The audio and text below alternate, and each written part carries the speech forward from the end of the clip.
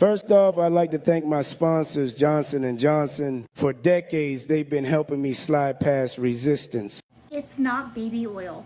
It's GHB. Who has 1,000 bottles of baby oil? If baby oil was such a big part of all these parties and all the things that Diddy did to his victims, some celebrities would have made a joke about it here and there. We would have heard about it. Especially Chrissy Teigen couldn't be paid to shut her mouth.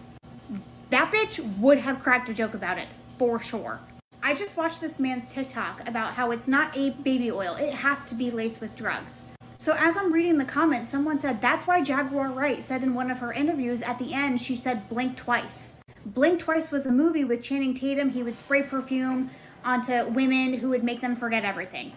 So then somebody else in the And I just watched the movie Blink Twice, and we're going to talk about the movie also. comment said, yeah, and GHB is slippery. So I look up, what is it called on the street? Look at the last one, liquid ecstasy. Side effects that include seizures and comas. It was taken off the shelves or something in like the 60s. What is GHB used for in bodybuilding? Performance enhancement additive. What are the positive side effects of GHB? Feelings of euphoria. What is GHB for parents? Usually available as a clear liquid. It's not baby oil. It just makes sense because why would the feds confiscate fucking baby oil? Why would the FBI confiscate over 1,000 bottles of baby oil? I'm sorry, but it was GHB. So what does it look like? In its liquid form, GHB looks like water. It has no smell and is tasteless or has a slightly salty or solvent taste that can be easily masked. So let's be honest. In that baby oil, it was literally spiked with GHB. Everybody hit the like button, drop your city in the chat. Everybody hit the like button, drop your city in the chat. Let me know where you at. Drop your city in the chat. Let me know where you at. Drop your city in the chat. Let me know where you're at. I knew something was wrong. What is GHB, you may ask? So GHB it literally produces the feelings of euphoria, relaxation, and sociability, and an increased sex drive, which, you know, was very needed at these freak-offs of Diddy's parties. So it is a potent sedative causing users to lose consciousness and fall into a deep sleep from which they may not wake up for several hours. When in a GHB sleep, people may have trouble breathing and convulsions can occur. GHB liquid form allows it to be slipped into drinks, and its sedative effects prevent victims from resisting sexual assault. GHB can also cause amnesia, meaning that the amnesia part is the main part we're going to talk about. I'll say that again. The amnesia part is the main part that we're going to discuss. Do you realize that a lot of these women who were at these parties, they only remember the normal everyday going to the party stuff. But when it gets dark, 1:30 in the morning, they don't remember anything. Why? Because ain't nobody putting baby oil on you when everybody's walking around during the day, eating, jumping up and down on P. Diddy's 20-foot bed. They just having fun. But once it gets dark, and once you agree to stay at the Diddy parties, and once you get naked, and there's a guy that you actually want to sleep with, because there's a lot of popular people and stars there. So if you're at a Diddy party and you meet some famous dude, you're going to want to sleep with him, and that's consensual. But once you get naked and he pulls out the baby oil and starts wiping it all over your body, the amnesia starts. The numbness starts. And then that guy that you always had a crush on, that you wanted to sleep with, that was consensual, gets up, opens the door, and lets everybody else in. And you don't remember anything.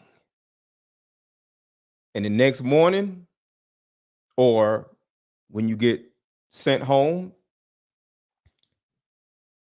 you got bruises all over your body. You got blood under your nails. But in your mind, you had a great time with the guy that you agreed to sleep with. First off, I'd like to thank my sponsors, Johnson & Johnson. For decades, they've been helping me slide past resistance. The Wife School podcast just says, wow, the Negro made a liquid NDA. Oh my God. Stephanie, you are hilarious. The baby oil wasn't baby oil. It was GHB. And Stephanie just coined it as liquid NDAs because you don't remember nothing. Yo, this is crazy. I got to rewind this. Some of y'all seen this already. I got to rewind this because this is very, very, very, very important. And has anybody ever watched the movie Blink Twice? Put a one in the chat if you watched the movie Blink Twice. I just watched it. It's not baby oil. It's GHB. Who has 1,000 bottles of baby oil? If baby oil was such a big part of all these parties and all the things that Diddy did to his victims, some celebrities would have made a joke about it here and there. We would have heard about it. Especially Chrissy Teigen couldn't be paid to shut her mouth. That bitch would have cracked a joke about it, for sure.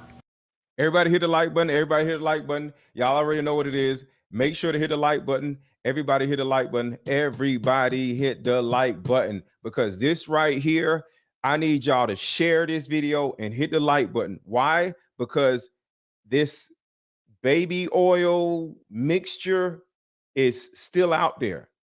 It's a normal drug. It's not just what Diddy has. It's out on the market. That means your daughters and your sons can be out at a party, and next thing you know, they start sleeping with somebody, and somebody breaks out the baby oil. And who is going to turn down baby oil? Like, who's going to turn down lube? Like, you know, you about to do, and somebody's like, hold on, real quick, let me rub your back with some baby oil. Man or woman, you're gonna be like, all right, go ahead. And all of a sudden, you don't remember nothing. And then they open the door and let everybody else in. And the next morning, you don't even remember. You don't even have any soreness, according to what I learned. You don't even have any soreness. But the next few days, it kicks in, but you have no idea what happened. So you can't go tell nobody because you don't remember nothing. I just watched this man's TikTok about how it's not a baby oil. It has to be laced with drugs. So as I'm reading the comments, someone said that's why Jaguar Wright said in one of her interviews at the end, she said Blink Twice. Blink Twice was a movie with Channing Tatum. He would spray perfume onto women who would make them forget everything. So then somebody else in the comments said, yeah, and GHB is slippery. So I look up, what is it called on the street? Look at the last one, liquid ecstasy. Side effects that include seizures and comas.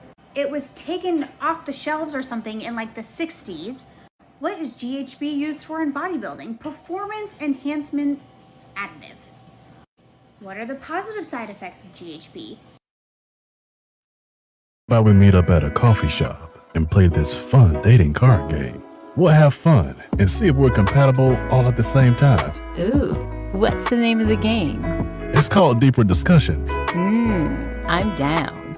Okay, meet you at 6. Fellas, buy this card game. Ladies, buy this card game. Buy about 2 or 3 card games. The main reason why people can't stay together isn't because they don't like each other no more. It's actually because their present family issues come up or their past family issues come up. But when you play Deeper Discussions, you'll be able to understand a person's family issues up front. This game can be played with either 2 people or an entire group. So have fun. Question number 1. Name a time when money was the main factor why a relationship went bad. Deeper Discussions Dating Edition. Again, these cards are good for vetting a potential boyfriend, Candidate. a potential girlfriend, a potential husband, a potential wife. The texture of these cards are so soft and silky, by the way. Like They ain't gonna get really wore out. after you- durable. A dating card game for introverts who have a hard time asking the much needed compatibility questions. Deeper Discussions, the card game.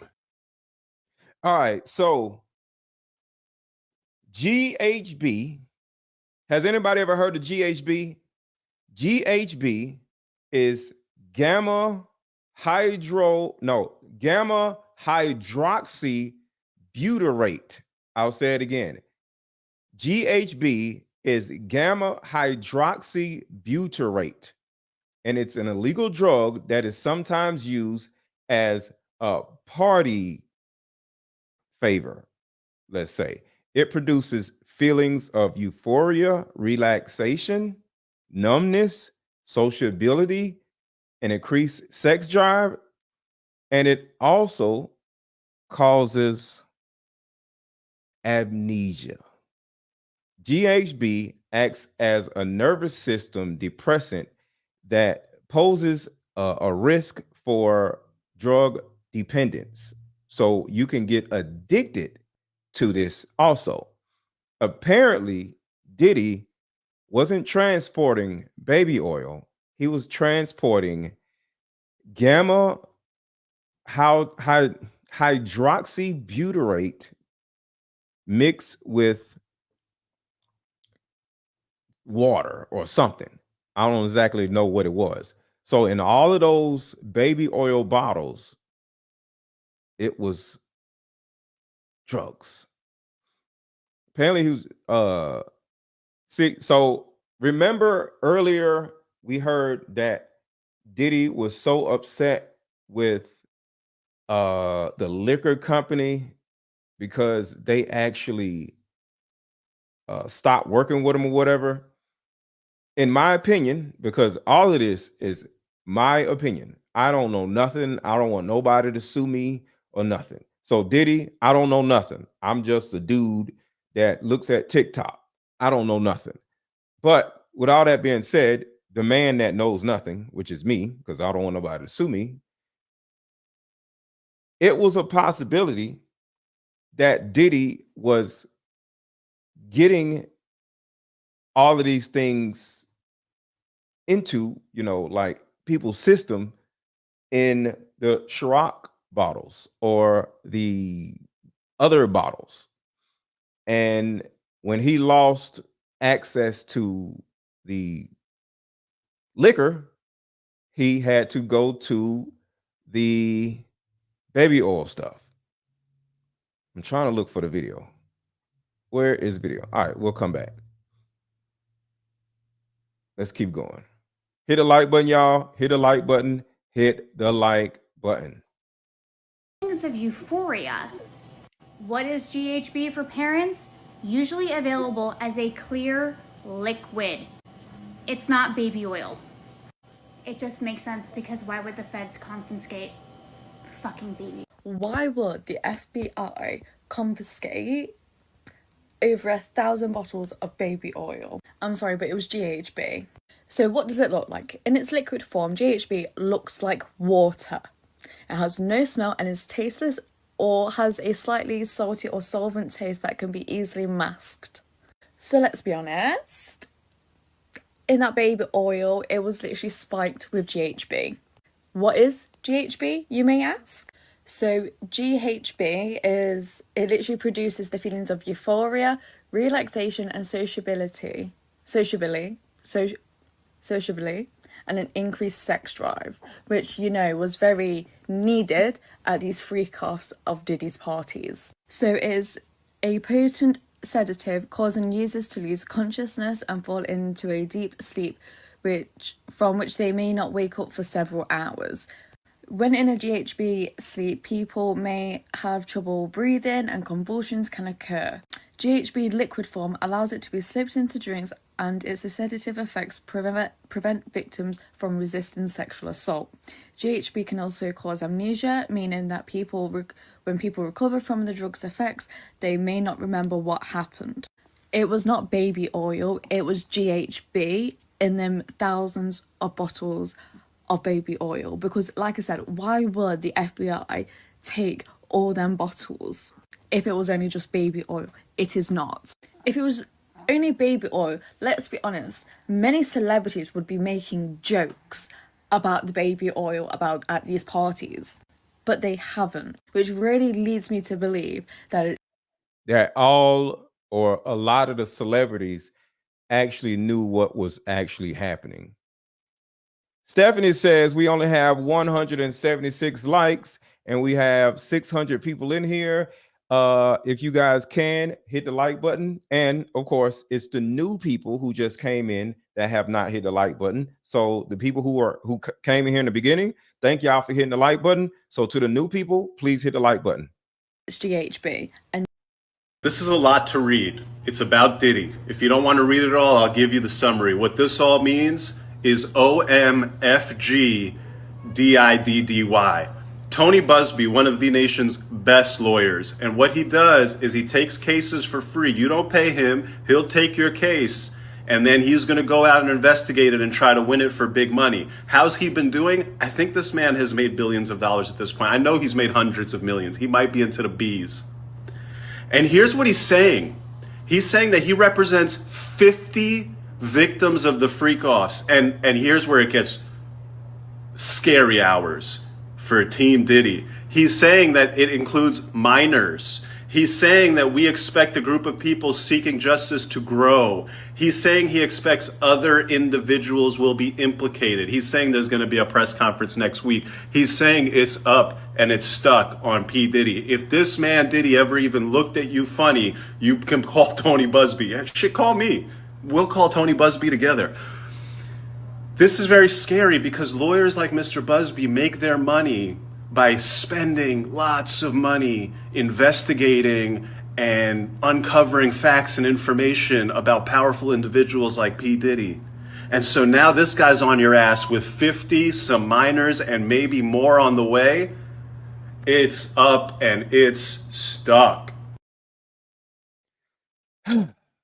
So I just watched the movie Blink Twice.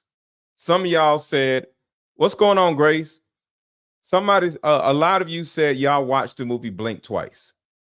I suggest everybody watching to, one, watch the movie Blink Twice, and two, share this video, because I'm going to explain what Blink Twice was about for those who ain't going to ever go watch it, but they'll watch this because everybody's on YouTube. So Blink Twice was a movie about literally a white P. Diddy. So what he did in the movie, or what happened in the movie, was it's this rich guy that actually owns an island, right? And he's just a real nice, pleasant, humble guy that has all this money, right? And he actually met women just randomly, women, not famous women, but the random women, and he would just woo them, and he would have somebody say, hey, we about to get on the jet, let's go, we about to go to the island, while he's talking to the nobody women. And all of a sudden, what's going on, Ace? All of a sudden, he'll say, y'all want to come with? And the nobody women would be like, what? Do y'all want to go to your island? Yeah. And he's a famous guy on TV, just like P. Diddy. And they're like, yes, let's go. And next thing you know, he'll do that to different women in different settings. And next thing you know, you got 20, 15 women on this island having a ball.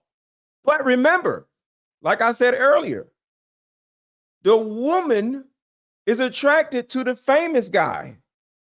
So the famous guy is welcome to smash. That's consensual. But what's on this island is hundreds of other men that paid money to go to the island and sleep with the women that he brought to the island. Old fat men, white men, whoever, random dudes, married men. So everybody is just out hanging out. Everybody's really nice, right? Everybody's drinking, everybody's eating good food. And when it gets dark, just like at the P. Diddy parties,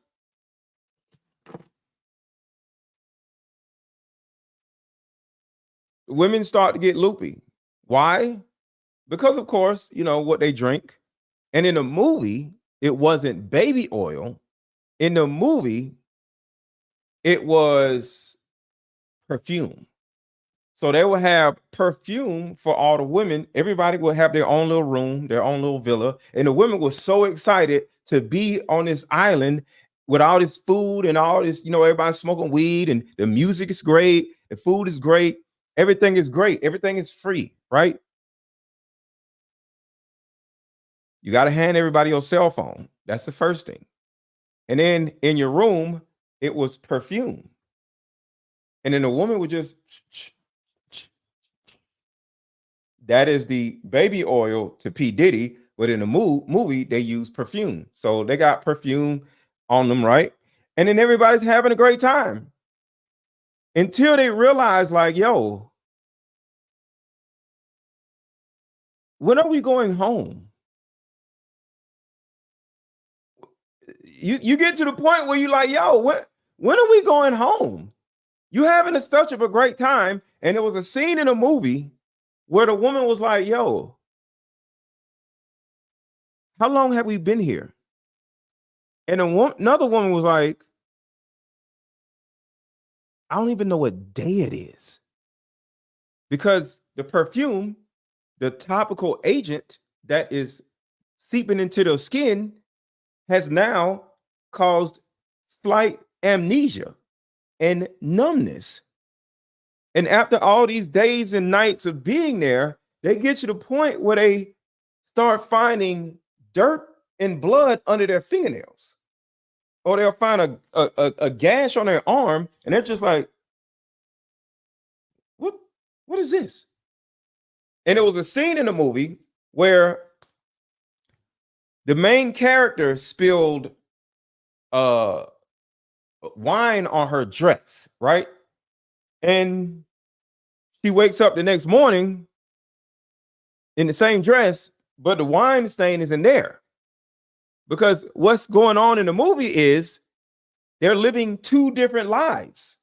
They're hanging out during the day around all these, you know, random men that are really nice and pleasant, and they ain't trying to holler at them. Everybody's like, hello, ma'am. Hello, ma'am. You know, and they're just chilling. Everybody's just really nice.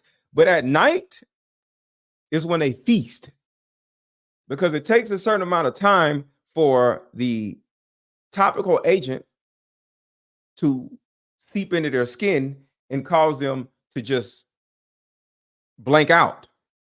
And at night,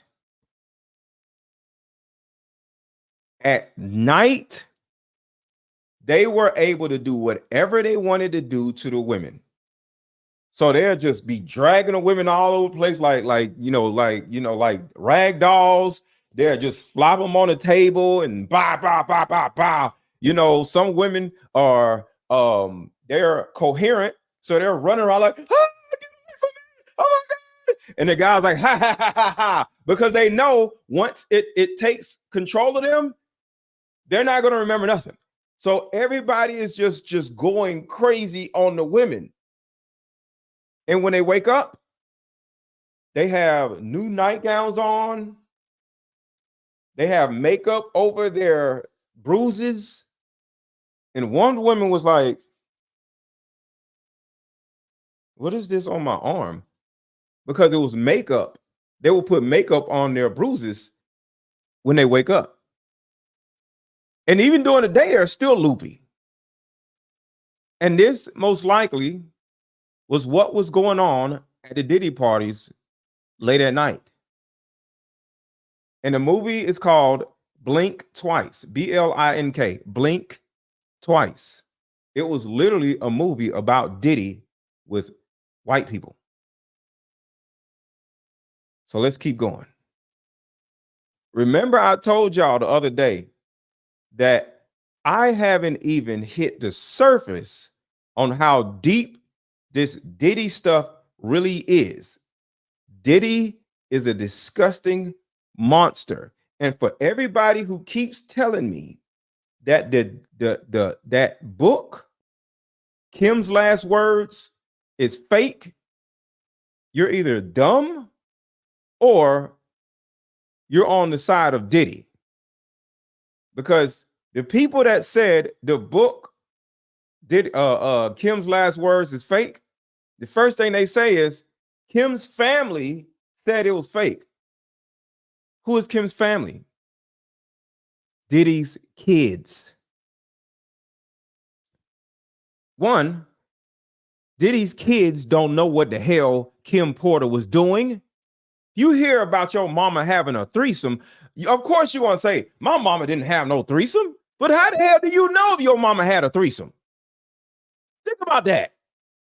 For all of you people who think the book is fake, and they say Diddy's kids said it was fake, how did they know what their mother was doing?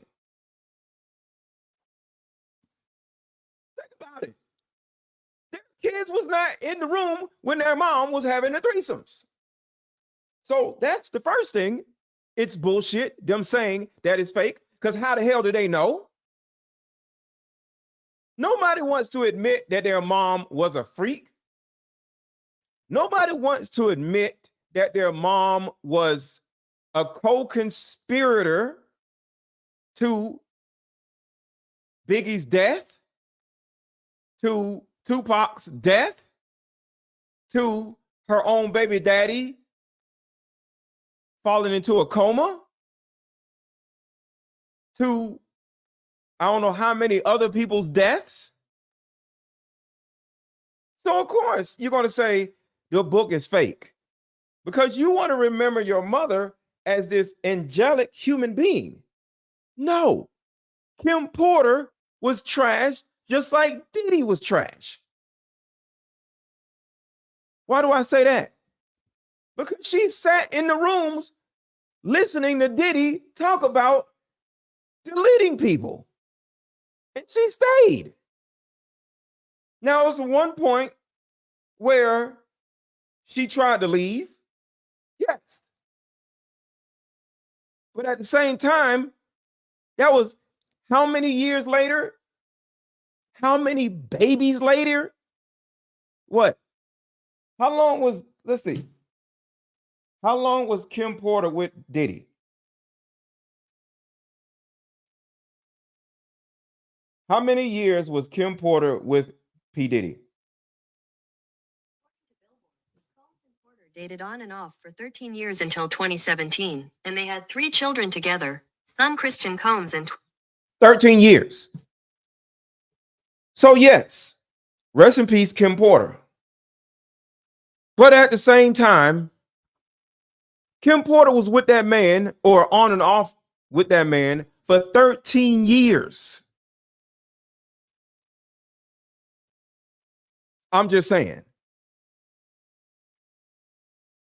So at the end of the day, when you look at what everybody is saying about the book, Kim's Last Words, saying it was fake, everybody that is saying it's fake has something to lose if we actually believe the freaking book. And this is part of the book right here. Chris and Pac were about to start their own label. Sean slammed his fist against the table, shouting, "Doesn't anyone have any fucking loyalty?" On top of that, this nigga is making that move. This is when they deleted Biggie. And it should have been with me. To sign with his record label, Rockefeller. Guess he won't be leaving with that nigga to do their own label now. If he leaves, he takes all the money I invested into creating him, Sean sighs. But if he can't protect himself and something terrible does happen, then the money I would make off his death would blow away all the money we made so far. Sean, are you saying what I think you're saying? Sean continued, "It's taxing on my resources to protect people. Someone that isn't 100% on my team can't get 100% of my protection. So to be clear, if something happened," XX made quotation marks with his fingers, "to one of your artists that was leaving your label anyway, it wouldn't be considered out of your control." Wait a minute, can they be talking about Biggie? Is Sean saying he won't protect Biggie? At this point, I was too young, too naive, too hungover to understand that this was not a lack of protection. This was a hit. This was a hit. Yeah. People say it was fake. Yes, Diddy's kids say it was fake. Whose side is Diddy on? I mean, whose side is Diddy's kids on? They're on Diddy's side. It wasn't it what's the name, son, who's on Diddy's side now? Albie Shore's son? He's on Diddy's side. They're co-conspirators of all this. They were doing Diddy parties in Atlanta. And there's another side to all of this. The reason why they're putting this stuff in baby oil bottles and, blanking these women. Transportation. How do you transport women from one state to another? If they sleep, if they don't remember nothing, if they don't gave up their phones. Like I said in the movie, the women knowingly went to the island, but what happened to them, they didn't agree to. So yes, you could say the same thing with Andrew Tate. Andrew Tate would use the lover boy method that would get the young ladies into Andrew Tate. And once he got them into another country, he allegedly would keep them there, take their passports. Diddy, as well as Andrew Tate and Tristan Tate, would get the women into another state or another country and take their passports. I got that proof right here. Everybody hit the like button. Everybody hit the like button. Everybody hit the like button. Where is it? Here it is right here. Dawn talked about it. The other hand was a little bit more careful when she spoke about Diddy. And the reason why is because in order for her to get out of her contracts with him, she wasn't allowed to say anything bad about him. No, he said, "I'm gonna let you go," but you gotta let you go, like let you out of your contract. I'm gonna let you out of your contract and not say, like, long as you just don't say negative, like you just go through life and just keep going. And I said, sure. You gave me an opportunity, so I stayed quiet and he let me out of everything. So she was complicit also. See, it's two different sides of this. These women were victims or are victims, but at the same time, they are still complicit. See, part of the reason, oh crap. Thank you, Stephanie. We are at 349 likes and we got 1,100 people in here. Y'all get mad at me about the likes. Sorry, but I need 800 or 700 likes. So 700 people who have just came in here, thank y'all for watching. Please hit the like button. Please hit the like button and drop your city in the chat to let me know where you are. To the new people that just came in, drop your city in the chat and hit the like button. Drop your city in the chat and hit the like button, because now we are almost at 1,200 people. Make sure to hit the like button. Drop your city in the chat. Let's go. Let's go. Let's go. Thank you, Stephanie. Yeah, drop your city in the chat to the new people who just came in so I can see who's all in here. Shout out to NYC. Shout out to Houston. Shout out to New York again. Shout out to Cannonsburg. Shout out to Massachusetts. Shout out to Houston. Shout out to Atlanta, Trinidad, UK, Homestead, Florida, NY again, Trinidad, Triffin, Ohio, New York, New Jersey. New York is in the building. Indy, Connecticut, Monroeville, Alabama, Detroit, Tennessee, Cali. All right, let's get back to it. Memphis, Pennsylvania, Beaufort, Georgia, Las Vegas, Houston. All right. Thank you. Thank you all for coming in. Thank you all for hanging out with me. What's up, Valerie? And make sure to hit the like button, y'all, because the likes are low. We got over 1,000 people in here, 1,100 people in here. Let's get the likes up. So listen to this, y'all. We were coming to rehearsal in New York. We were doing Saturday Night Live. Yeah. And Kalina and I didn't know we had rehearsals. And we were asking everybody, yo, when's rehearsals? They didn't know. We get to SIR Studios and Puff on us. He spazzes out on us. Like, and he was like, well, y'all don't want it. He always go with the y'all don't want it, the Jedi mind treatment. He makes you believe that you suck all to hell. And you've been working all hours of the night. And me and him got in a huge. What did he say to you? Like verbatim? I can't even go into detail. He was like, y'all bitches don't want it. Y'all don't want it. And I was like, Puff, why are you talking so loud? And I've kind of always, been respectful. I've never really went too out of line with Puff. I threw my purse down. I was like, well, you want to go? We can go. There was this chess battle that happened between him. And I think everybody's eyes was like, Dawn. Now, I brought this clip up because it's actually relevant to this lawsuit. Because in the lawsuit, Dawn said that Diddy would constantly berate her and her bandmates and call them out their name, call them the B word, talk about their looks. And in this particular instance where Dawn almost got into it with Diddy, he had his bodyguards lock her away in his Bentley for over. See, this is right here. This is what I'm talking about right here. It's the things. See, it's when these crazy people go too far with things, right? It's not about Diddy telling them that their work ethic is low and they got to get it together. That's cool. There's nothing wrong with that. That's how you coach your artists. But then you start locking them in cars and taking their passports and stuff. That's what it gets almost crazy. Got into it with Diddy. He had his bodyguards lock her away in his Bentley for over 2 hours. She had no way to escape. She was screaming, but she did end up calling her father because she had her phone. Her father drove all the way up to New York and demanded she be released. And when he met up with Diddy, he told him that he was going to call the police. And guess what Diddy said? He said, think about your family. Think about your daughter's career. And Dawn was scared. She was fearful for her family's safety. And Diddy told her, don't call your dad unless you're in the hospital. So these were the veiled threats that he would make toward her that would make her fearful. But that was just one of many wild things that Diddy would do. Dawn accused Diddy of depriving her of food and sleep. He would constantly make her work. She had to be at his every beck and call. So somebody asked, was Johnson & Johnson bottling the GHB directly? Of course not. Of course not. It's very easy to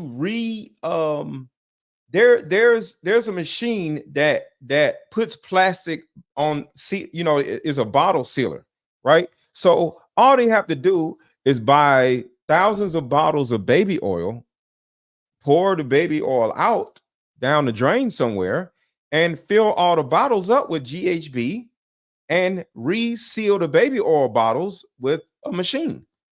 And then boom, you think it's baby oil. And the GHB is actually slippery. The GHB is actually slippery. So, yeah.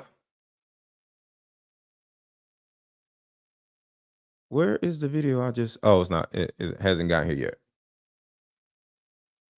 And she didn't get compensated for any of the work she did for him. It's really sad. And when I think about the whole making the band process, that was really Diddy's way of conditioning the girls ahead of time to accept being treated like trash, basically. He programmed the ladies to think that this is what they have to do and this is what they have to endure to get ahead in the industry. And Dawn was one of the many entertainers who fell into this trap. She was tied to Diddy and she had to take everything he threw at her. And things got really intense when she was in Dirty Money. She said Diddy would be high a lot and he would be awake all periods of the night, and he would demand that Dawn and her group partner, Kalina, would come to the recording studio, and they would spend all day in the studio, like sometimes 4 consecutive days without a break to eat or sleep. And anytime Dawn tried to leave, he would say, "Where the F are you? We have an album to make." And he would also make threats like, "I make ends go missing. I make things go away." So he bragged about getting away with crime. So he allegedly was starving Dawn and threatening her, and he wouldn't pay her. In fact, he owes her like $1.2 million in royalties from their music and also $335,000 from their touring. And she was never compensated for promoting the Ciroc or Diddy Beats campaign. Also, Dawn accused you that the music.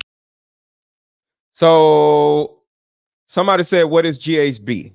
GHB specifically, because some of y'all are just coming in. GHB is gamma hydroxybutyrate, or GHB. And it's an illegal drug substance that is sometimes used as a party favor in order to make people loopy as a topical agent. So you put it on your skin. In the movie Blink Twice, they used it in their perfume. So it's a topical agent. It produces feelings of euphoria, relaxation, sociability, numbness, and increased sex drive. And most importantly, it causes you to forget everything. GHB acts as a nervous system depressant and poses a risk for drug dependence. Apparently, he was transporting this GHB in the liquor that, you know, he was always affiliated with, and that's how it was being smuggled here, smuggled there, or it's been, you know, it was used to go into you know, women's systems. And when he lost that deal with Ciroc or DeLeon, y'all remember that? He had to start doing something different. So next thing you know, he started transporting the GHB in baby oil bottles. And just for the record, I'm nobody. I don't know nothing. I'm not a journalist. I just watch TikTok videos because I don't want nobody to sue me. So if anybody tries to sue me, you need to go. I just watch TikTok videos. I don't know. That's why I play so many TikTok videos, to save me from getting sued. So I play stuff like this, so they can't say I know the stuff. Nope. I'm gonna take the stand and say, I just seen this on TikTok, Your Honor. Who has 1,000 bottles of baby oil? If baby oil was such a big part of all these parties and all the things that Diddy did to his victims, some celebrities would have made a joke about it here. And it was such a big GHB. It's not baby oil. It's GHB. I just seen it on TikTok, Your Honor. I don't know nothing. Can't sue me. Who has 1,000 bottles of baby oil? If baby oil was such a big part of all these parties and all the things that Diddy did to his victims, some celebrities would have made a joke about it here and there. We would have heard about it. Especially Chrissy Teigen couldn't be paid to shut her mouth. That bitch would have cracked a joke about it, for sure. I just watched this man's TikTok about how it's not a baby oil. It has to be laced with drugs. GHB is gamma hydroxybutyrate, and it's an illegal substance, and it produces feelings of euphoria, relaxation, sociability, numbness. It causes you to forget everything, and it increases the sex drive. What's up, Brown Sugar?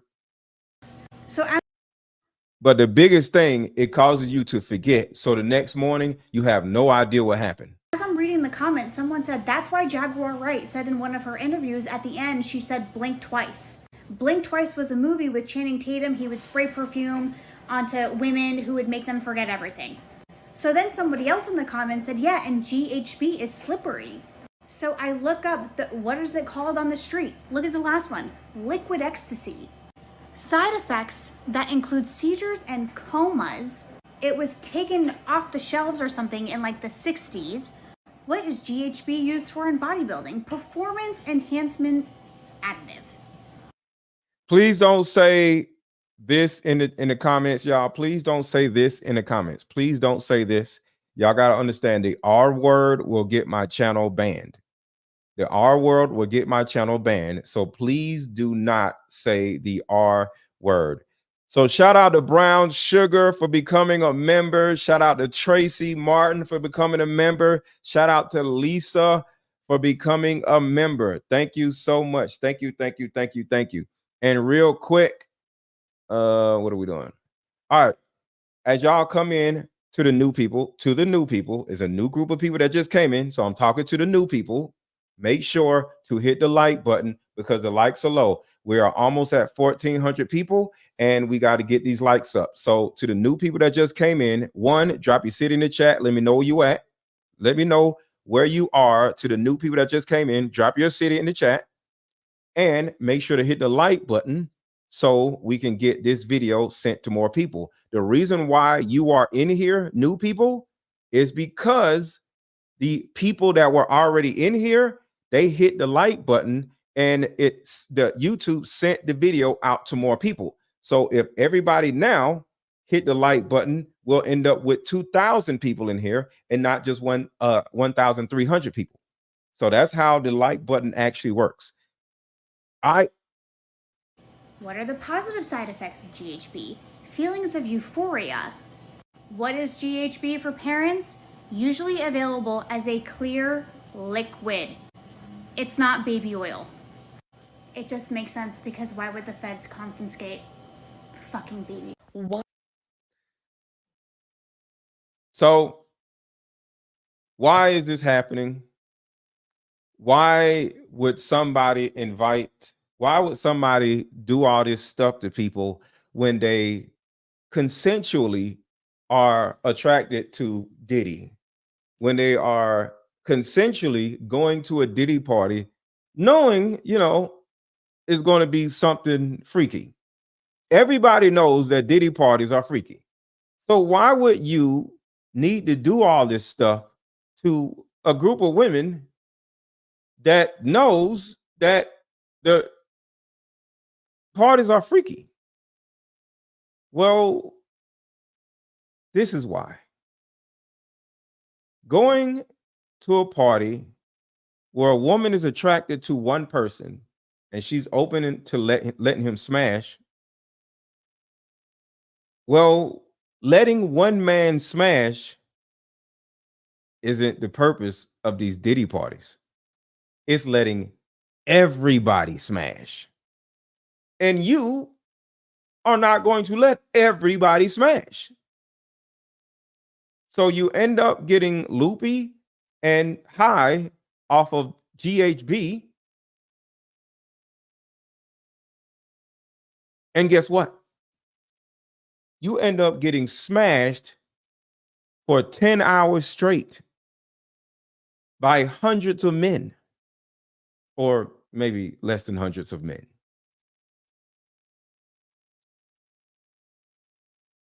And now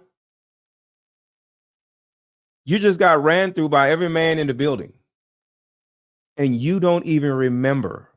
What's up, Tiny 2.0?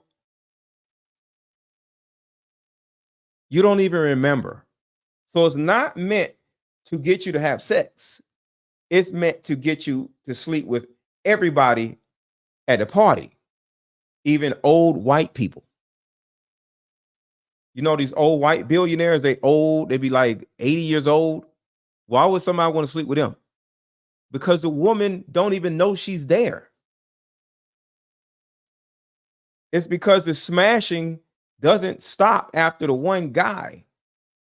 You getting smashed all night because you don't even know where you are. Everyone must be loopy because everybody has to keep going. Throughout the night of the party, everybody is just boom, boom, boom.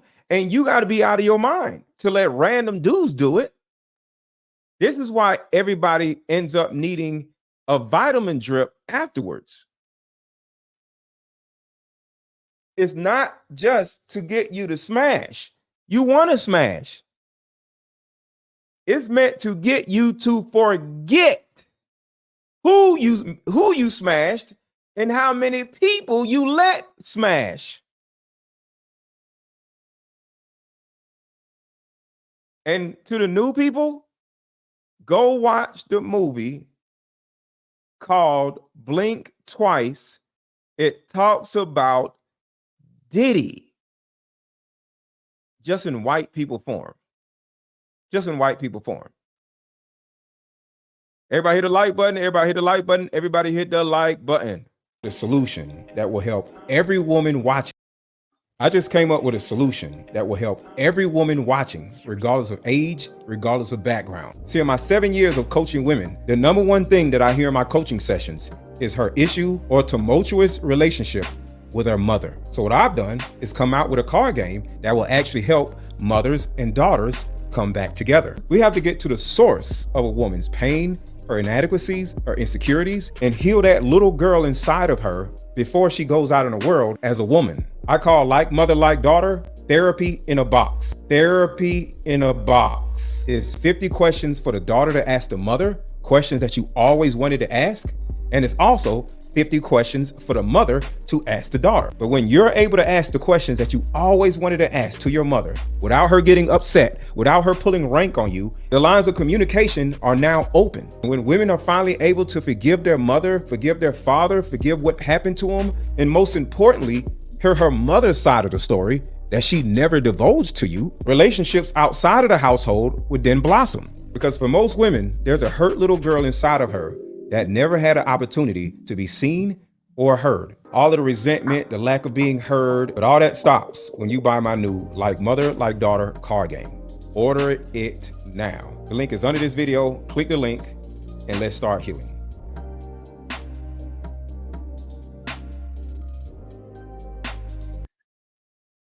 Somebody said Lil Bow Wow, Usher, and Justin Bieber was on tape. I don't know, but it's a possibility that Usher never remembered anything happening to him, especially being filmed on tape because of this baby oil. I just received a dating edition. Shout out to Meanie. Shout out to you. Let me know what you think of the cards. This is the cards that Meanie is talking about. Everybody is buying my Deeper Discussion card game. I sell so many of these, it's crazy. Make sure to look under this video and you'll see my 2 card games as well as my book. Hit the link in the chat, and either link you hit is going to bring you to the card games. Buy one of my card games. Everybody's buying them. I got 4 people that have bought already. So if anybody wants to buy my Deeper Discussions card game, buy it now, or my mother-daughter card game. The link is in the chat. The link is in the chat, or it's under this video. You'll see the pictures of the card games. Let's go. So back to these videos.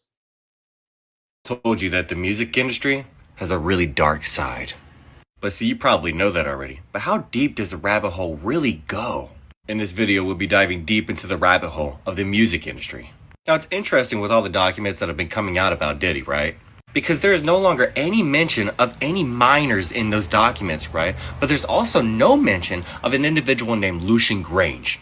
But we'll get to Lucian here in a second.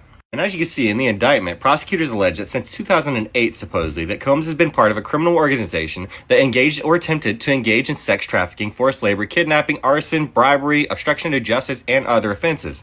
But it's really interesting over the years who Diddy himself decided to associate himself with, which just so happens to ironically be a lot of people that just so happen to be on the Epstein list. But I'm sure that's no surprise to anybody. But what is really interesting is the fact that Diddy earlier this year just so happened to allegedly hire Bobby Sternheim to replace New York City Attorney Jonathan Davis to represent him in court.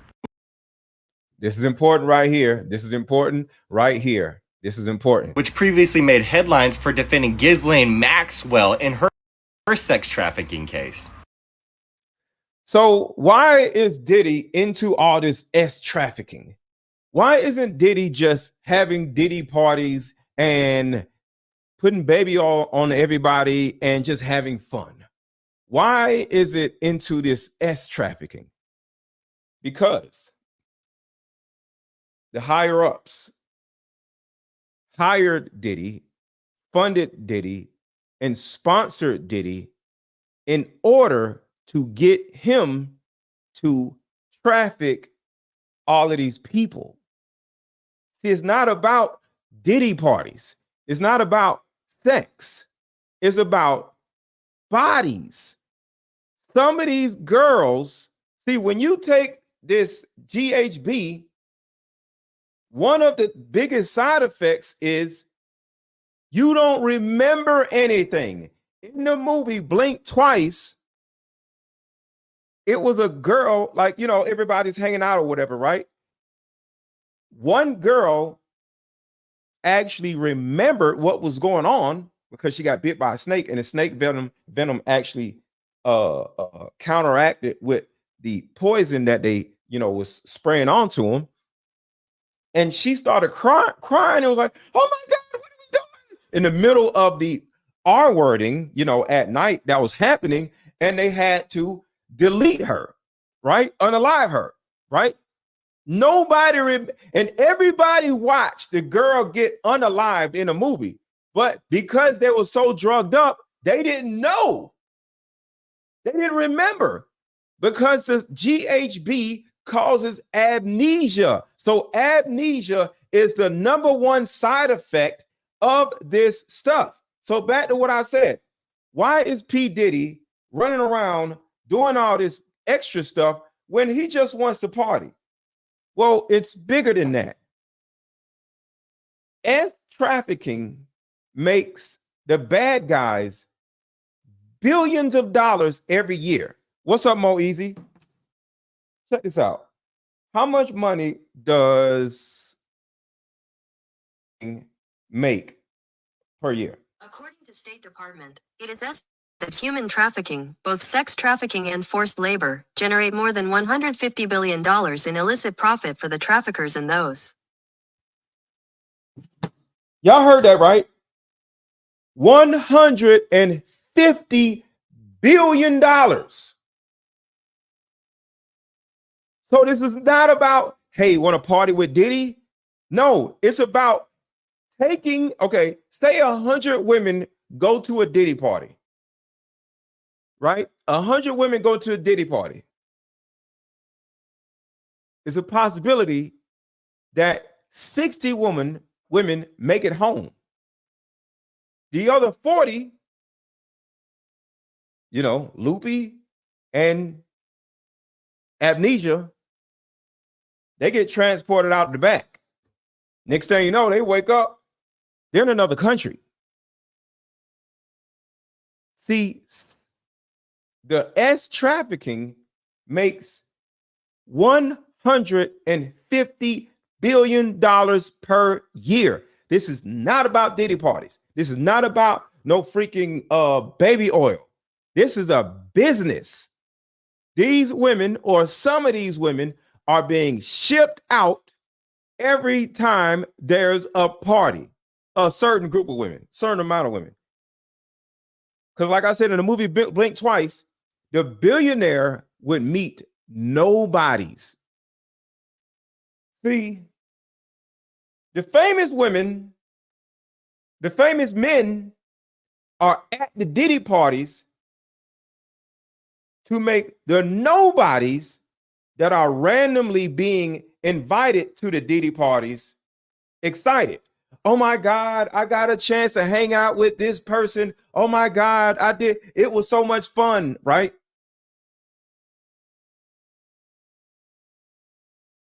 Next thing you know, the nobodies, not the famous people, the nobodies would disappear and wake up in another country. And next thing you know, they're in a strip club being forced to be a stripper. They're doing Andrew Tate, Tristan Tate stuff. They're doing cam work in Guatemala somewhere, in another country. And this is their life right now. This is their life from now on. So some people in the chat keep saying, well, why do y'all care about Diddy? Because Diddy is a mascot. Diddy is the middleman, because the old white men can't attract black people. The old white man can't attract young women. It takes a cool guy with some sunglasses on. Hey, want to party? Hey, I'm P. Diddy. Hey. Ooh, you're P. Diddy. See, the reason why they put famous people in these rap videos and make them famous isn't to make them famous. It's to have a famous person that can lure young people or fans into famous people parties so they can end up going missing. Check this out.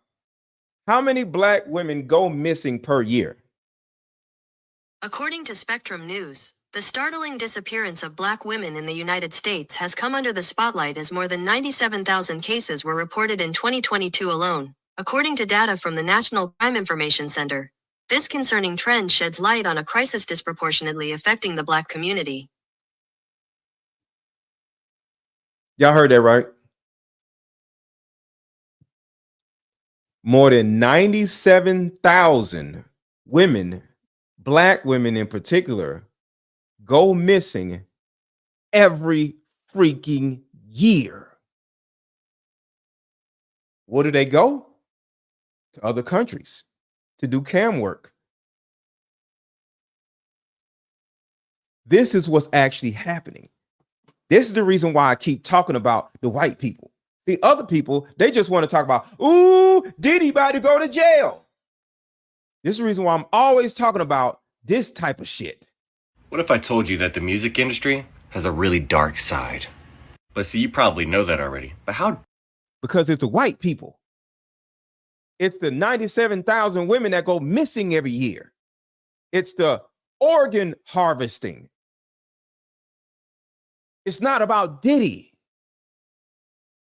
It's a $150 billion per year organization. Deep does the rabbit hole really go? In this video, we'll be diving deep into the rabbit hole of the music industry. Now, it's interesting with all the documents that have been coming out about Diddy, right? Because there is no longer any mention of any minors in those documents, right? But there's also no mention of an individual named Lucian Grange. But we'll get to Lucian here in a second. And as you can see in the indictment, prosecutors allege that since 2008, supposedly, that Combs has been part of a criminal organization that engaged or attempted to engage in sex trafficking, forced labor, kidnapping, arson, bribery, obstruction of justice, and other offenses. But it's really interesting over the years who Diddy himself decided to associate himself with, which just so happens to ironically be a lot of people that just so happen to be on the Epstein list. But I'm sure that's no surprise to anybody. But what is really interesting is the fact that Diddy earlier this year just so happened to allegedly hire Bobby Sternheim to replace New York City Attorney Jonathan Davis to represent him in court, which previously made headlines for defending Ghislaine Maxwell in her sex trafficking case. And allegedly, according to some other reports, Sternheim also previously represented Osama bin Laden's henchman, Khalid al-Fawaz, in his 2015 trial over the 1998 U.S. embassy bombings in Africa that killed more than 200 people. So very interesting person for Diddy to reach out to, right? But it's also interesting because Epstein in himself was renowned to be doing those activities of his own during the 2008 time period. And right in the midst of a lot of this being put out into the public, the 2008 financial collapse just so coincidentally happened.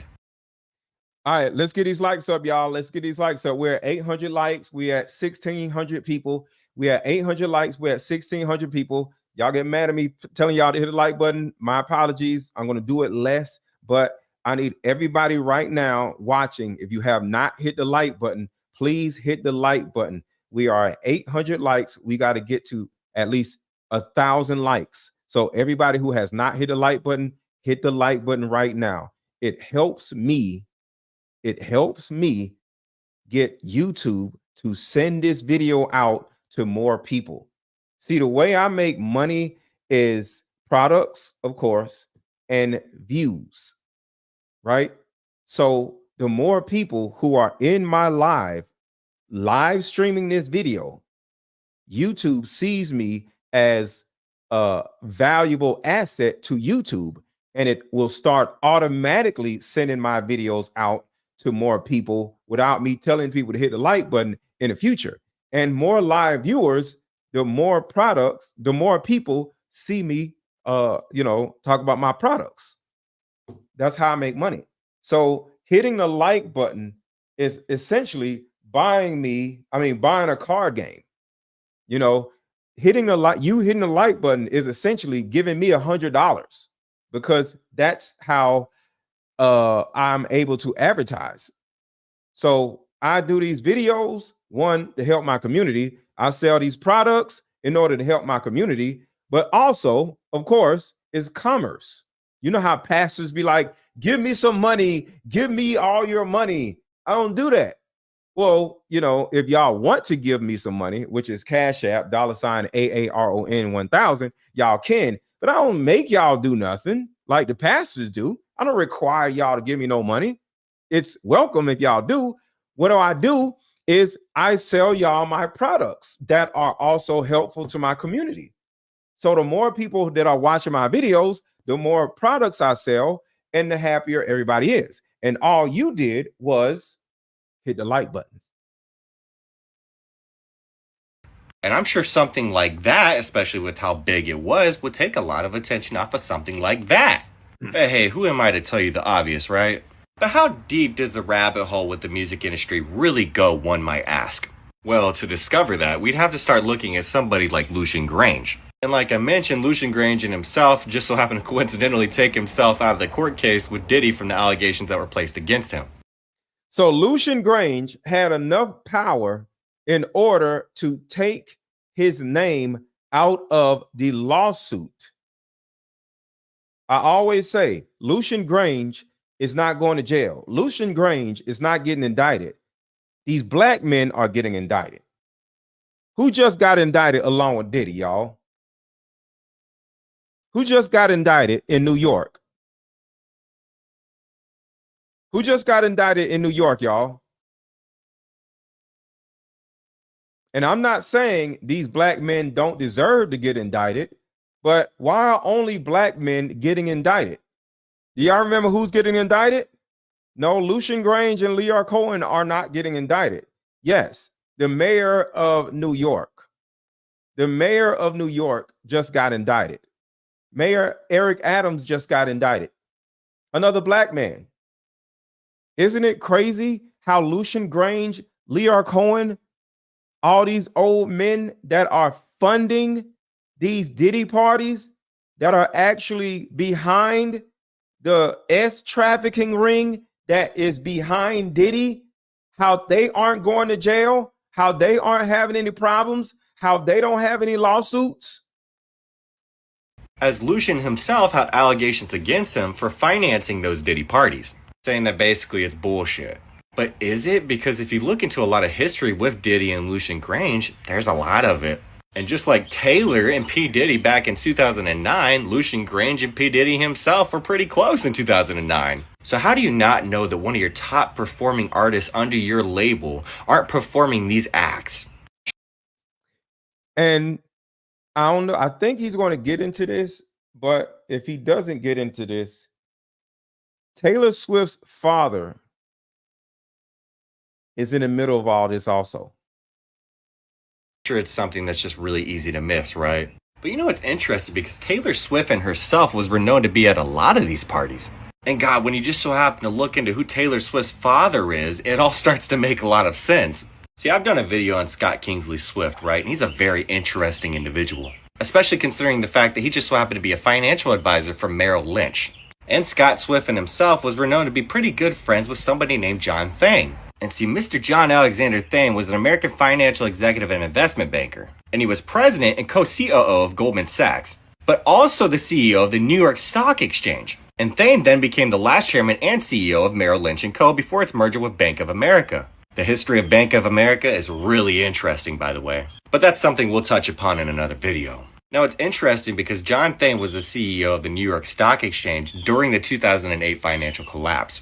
But see, Goldman Sachs was criticized for allegedly misleading its investors and profiting from the collapse of the mortgage market during the 2007 and 2008 financial crisis. This led to investigations from the United States Congress and the United States Department of Justice and a lawsuit from the U.S. Securities and Exchange Commission, which definitely don't just so happen to have a lot of members that just so happen to be on the Epstein list as well. Yeah, definitely not. You definitely can't find anything on that. But you know what's interesting about Taylor Swift and the reasons why I'm talking about Goldman Sachs and Merrill Lynch? Because right when Taylor Swift's career took off, just like in 2006, BlackRock acquired Merrill Lynch's investment managers division, merging the two companies and expanding BlackRock's international and retail presence. But see, Merrill Lynch received a 49.5% stake in the company, while PNC's ownership was halved. 49.5% of BlackRock, but yet none of Merrill Lynch's associates are on BlackRock's board of directors. And now Taylor Swift's father just so happens to be involved heavily in the music industry as well. And do you know how much money that people like her father made during the 2008 financial crisis? Let's just say that multimillionaires became billionaires within just a couple of years. So I'm sure it was a lot easier to hide what was going on behind closed doors. But Taylor Swift and herself is a whole nother rabbit hole that we're not going to dive into right now. But I just want you to know that there's a lot of people in the music industry that definitely know about what was going on. You feel me? And with Taylor Swift, well, let's just say a plant can easily be watered. If you know, you know. And when it comes to money, anybody can be consumed by the industry. And it's funny because people like P. Diddy were those exact individuals. What, you think P. Diddy made all of his money from music? And if you don't think by now that Diddy was the Epstein of the music industry, then you're truly choosing to be delusional. But see, just like Epstein, there's always figures of higher authority. There's always going to be the puppets that are truly pulling the strings, right? And I'm not going to confirm whether or not Lucian is one of those individuals, but I'm pretty sure it's obvious to figure out for yourself. Now see, Lucian himself, right, he grew up in a what family in North London? And I'm sure that's to no surprise. And seeing... You know what? Let me add something to this. Well, I'm going to let this play first. 2008 as well, ironically, Grange received the Music Industry Trust Award, which recognizes the world's most successful music executives. And he was also knighted in the 2016 birthday honors for services to British business and inward investment. And in 2016 as well, he was inaugurated to appointment to the Order of the British Empire and Knight Bachelor. So of course, knighted by the Queen. I'm sure that's no surprise. If you don't know of the controversial history of the Queen of England herself, then you really need to get in touch with reality. The Queen of England had something to do with all this stuff, y'all. And all of this goes back to trafficking. Because that in itself is a... Diamond Gal, I learned so much from your channel. Thank you so much. I appreciate you. Thank you. Very deep rabbit hole to dive into. And if anybody would like me to do that in the future, I gladly will. But see, Lucian in himself is also just taking a step up that ladder. And once you continue to go up that ladder, there's no coming back down.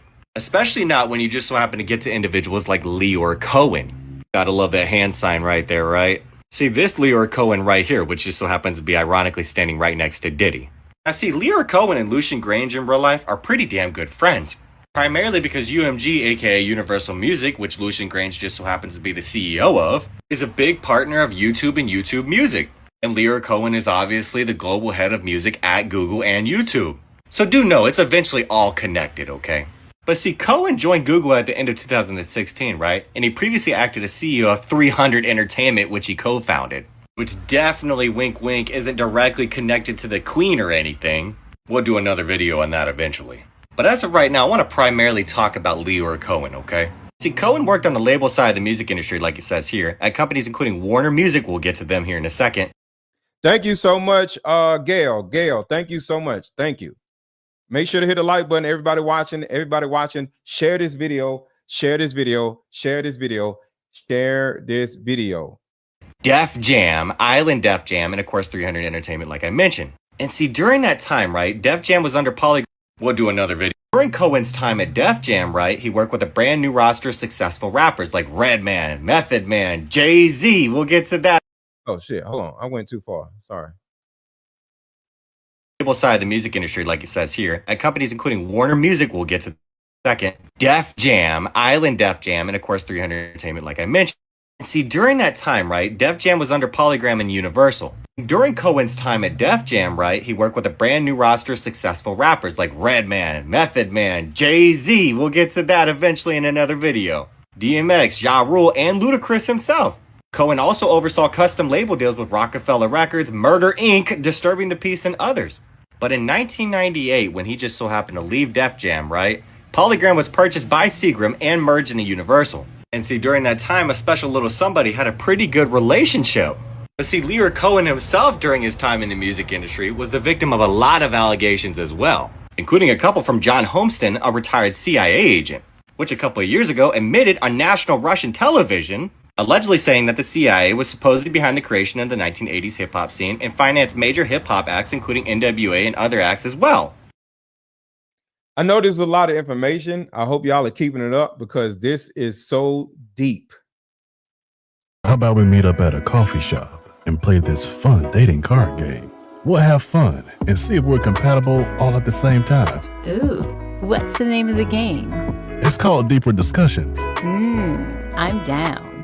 Okay, meet you at 6. Fellas, buy this card game. Ladies, buy this card game. Buy about 2 or 3 card games. The main reason why people can't stay together isn't because they don't like each other no more. It's actually because their present family issues come up or their past family issues come up. But when you play Deeper Discussions, you'll be able to understand a person's family issues up front. This game can be played with either 2 people or an entire group. So have fun. Question number 1. Name a time when money was the main factor why a relationship went bad. Deeper Discussions Dating Edition. Again, these cards are good for vetting a potential boyfriend, Candidate. a potential girlfriend, a potential husband, a potential wife. The texture of these cards are so soft and silky, by the way. Like they ain't gonna get really wore out. durable. A dating card game for introverts who have a hard time asking the much needed compatibility questions. Deeper Discussions, the card game.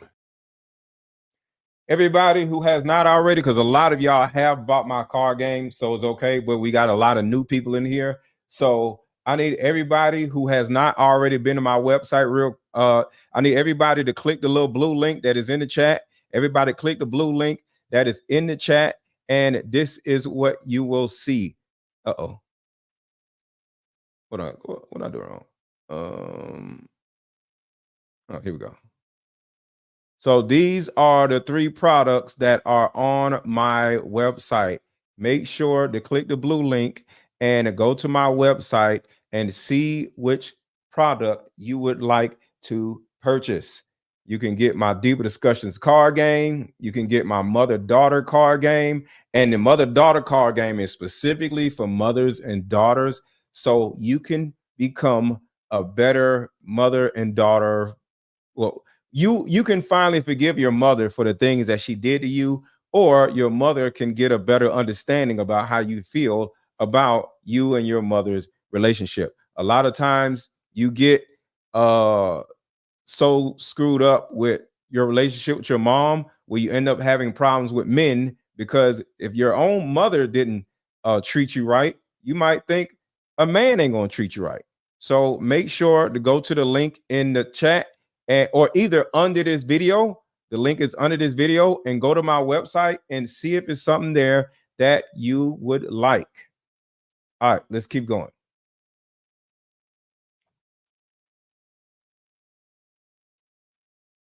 The government at the time spent big money, serious money on this covert operation destined to further division and corrupt the American youth to nihilist anti-establishment and anti-American ideologies. Also saying that allegedly famous hip-hop songs of the legendary hip-hop outfit NWA were even scripted by a team of psychologists and war propagandists of the CIA. Mentioning these lyrics right here and saying that other nihilist and anti-establishment lyrics were intended to unleash a wave of cynicism towards authorities, allegedly promote the use of heavy drugs, and induce the youth of revolutionary counter-establishment ideas. Y'all heard that, right? All of these companies, Merrill Lynch, Goldman Sachs, Bank of America, the U.S. Exchange Commission, BlackRock, Universal Music Group, PNC Bank, Lear Cohen, 300 Entertainment, Warner Music, Def Jam, Seagram's, the alcohol company, as well as the CIA, all are working together in order to, 1, put as many young people, get as many young people hooked on, the DRUG S word, and at some point put them in a position where they can be trafficked, where nobody will ever see them again. And why is nobody looking for these girls? Can anybody guess? Can anybody guess why or how almost 100,000 Black women are missing every year, but nobody ever looks for any of them? Does anybody know why? I want to see if y'all know. Why are so many young women easily able to just disappear with nobody knowing? Does anybody know? Tiny 2.0 said they Black. Anybody else? Why is it so easy for so many Black women to just go missing? Because they're Black, because they paid off. No families or trauma lives, no families, I don't know what that means. Because they're Black, orphans, nobody cares about us. There it is. No man. There it is. They don't have a father. They don't have a father. Fatherless women are the easiest women to, one, manipulate, and fatherless women are the easiest women to go missing. Most mothers don't care about their daughters. I'll say it again. Most mothers don't even like their daughters. And if a woman turns around and says, "Oh my God, I can't find my daughter," they're going to be like, "She grown." This is what happens. Your grown daughter goes to a Diddy party or a whatever party, right? And she goes missing. Mom starts looking around like, "Where in the world are you?" Calling the phone. After a week, 2 weeks, she just starts looking around like, what? She starts thinking she done blocked her mom, she don't block the mom, or because mothers and daughters are always arguing and getting into it. So a single mother with a grown daughter probably ain't gonna look for her because she's gonna be like, she probably out with some man. She'll be back. She probably out with some man. She'll be back. And after a month, after 2 months, she's mad because she thinks that bitch done blocked me. She mad at me.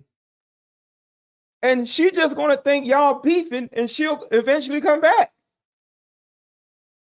And then at some point where she starts realizing that she ain't never coming back, then she goes to the police. And the police is like, "Okay, when was the last time you talked to her?" "I don't know, about 2 months ago." Because she grown. You can't do a missing persons thing. She gonna be like, "Okay, the last time you talked to her was a month ago. How was your relationship with your daughter?" We get into it every now and then. The police is like, "Ma'am, she probably don't mess with you no more. She probably with some dude. No, this isn't like her. You just said y'all don't get along. How are you going to say this is not like her? Y'all don't get along with each other." Has she ever stopped answering your phone calls before? Yes. "Get out of my office, lady." Next thing you know, she's like, "But my daughter is missing." Get out. That's how. But if she had a father in her life, I know exactly where my daughters are. Hold on. What's the phone? Watch this. I know exactly where my kids are. If my kids don't answer the phone, all hell breaks loose. Watch this.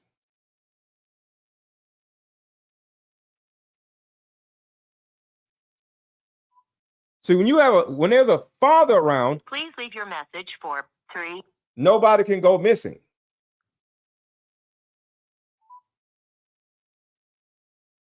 Please leave your. See? Now I'm up here like, why you ain't answer the phone?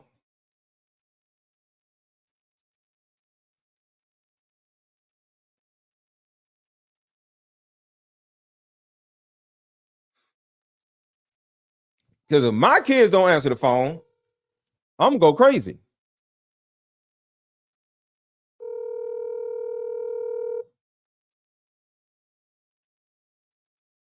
Yo, talking about she missing. Stop it. Please leave your message. See, my daughter said she sent me a text. I'll call you back. She at work. Yeah. So one of my daughters at work, and the other daughter just answered the phone. But I wanted my daughters to tell you live that if I don't hear from them in a couple days, what am I going to do? And they'll tell you. I'm going to go looking for them. I'm going to call around for them. I'm not just going to like, oh, okay, I ain't talking to my daughters in a week. No. Where you at? What you doing? I'm going to go crazy if I ain't talking to my daughters in a week. Your daughter went missing, bro. Call Diddy house. Shut up. So the reason why so many young women can just go missing is because they don't have fathers. A father would go crazy if they ain't heard from their grown daughter. My daughters are grown. With the retired CIA agent also allegedly claiming that the social engineering maneuver was extremely successful. Also stating that allegedly their mission was to use teenage angst to their advantage and turn Generation X into a decadent, pro-drug, and anti-establishment culture that would supposedly create uprisings and further division within society. Also saying that they allegedly infiltrated mainstream radio to promote their music and reach millions of people every day. But here's the thing, right? That retired CIA agent, John Holmstein, claimed that Leora Cohen, commonly known as the tall Israeli who runs hip-hop, was allegedly a CIA asset. And it's really interesting because you know how I mentioned that Leora Cohen just so happened to be the CEO of Time Warner? Well, allegedly some of the biggest names in the music industry are in cahoots with private prison owners. And you can read this part right here if you want to, but in 2021, CoreCivic, formerly known as Corrections Corporation of America, the biggest name in the private prisons industry, contacted 48 states allegedly offering to buy their prisons. But see, there was allegedly one requirement of eligibility for the deal. In quotations, an assurance by the agency partner that the agency has sufficient inmate population to maintain a 90% occupancy rate over the term of the contract. And in the year 2012, a mere 232 media executives in the US were responsible for controlling all avenues necessary to manufacture any celebrity and spark any trend. Time Warner, as the owner of Warner Brothers Records, can not only sign an artist, but since they are also the owners of Entertainment Weekly, they can also put an artist on the cover of magazines by next week. And the largest owner of CoreCivic, formerly Corrections Corporation of America, is none other than Vanguard. And Vanguard is also the largest holder in the GEO group, the second largest owner of private prisons in the entire USA. So when I said that this goes deep, it goes pretty damn deep. So stay tuned for part 2. So I want to stop right here. Engineering maneuver was extremely successful. Also stating that allegedly their mission was to use teenage angst to society. Also saying that they allegedly infiltrated mainstream radio to promote their music and reach millions of people every day. That's P. Diddy. That's where P. Diddy comes from. I mean, that's where P. Diddy mixes in with all this stuff. P. Diddy, Birdman, all of these people are the liaisons of the white folks. But every time you turn around, you see a black man going to prison. He needs to go to prison, but the white people don't never go to prison. Vanguard and BlackRock is behind all of this stuff. It's a disgusting, disgusting freaking world. Real quick, I want to hold on, I want to play this real quick, y'all.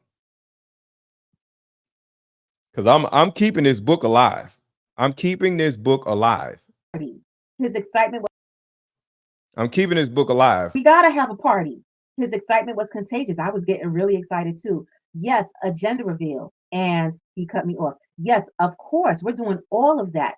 But everyone is going to want to sleep with you right before you give birth. My heart sank in my chest. Everybody is going to want to what? Everybody. You know, Will, Jada, XXX. Sean, I'm having your baby. He verbally waved me off.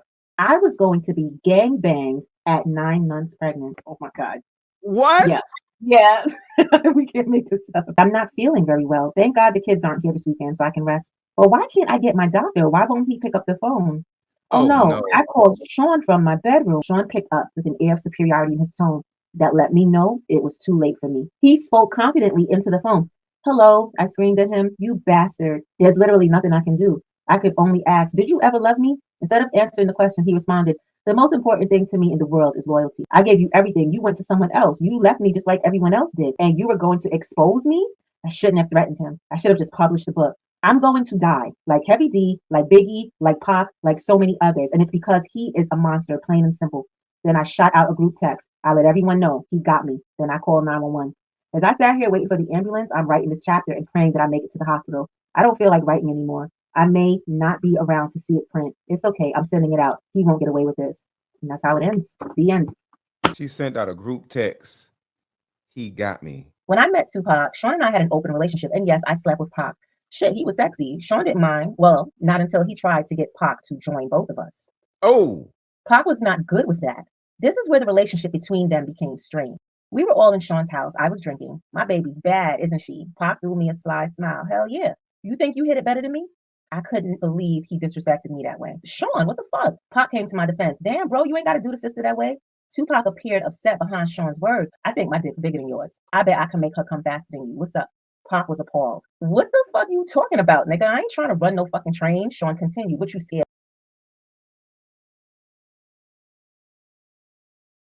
And shout out to Fifth House for narrating this. She did so much of a great job. What you talking about, nigga? I ain't trying to run no fucking train. Sean continued. What you scared of? Let's see who fucks better. Let her be the judge. Let's see who fucks better. Let her be the judge. I wasn't the only one upset. Pac shouted, nigga, you talking about pulling your fucking dick out? Sean was undaunted. What you scared? Tupac simply left. Things were contentious since then. The two would not be in the same room. Pac avoided me as much as he did Sean. Months. The woman that is narrating the book is in the chat. What is wrong with y'all?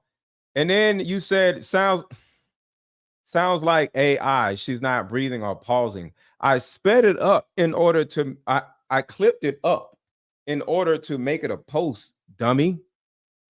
The woman who narrated this video is in the chat. We did a whole live stream on this.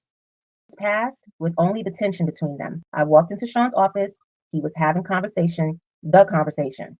Sean sat across from Jimmy Henchman. Everybody know who Jimmy Henchman is? And did I mention promise to pay back Jimmy Henchman? Oh. Sorry. I forgot I put that music in there to explain who Jimmy Henchman was. Don't leave that fucking studio alive. I don't think I was supposed to hear it. If he just put a hit out on Tupac didn't do well. He lost a testicle, but he survived. The last sentence of this chapter is, it was orchestrated, and Sean Puffy Combs was the orchestrator. Not AI. I watched the live show. Thank you. But for all of these people who are now in the chat talking about the book is a lie, the book is cap, they're on Diddy's side. They're on Diddy's side. That's the reason why they keep saying all this stuff. The book isn't real, because they don't want it to be real, because they're on Diddy's side.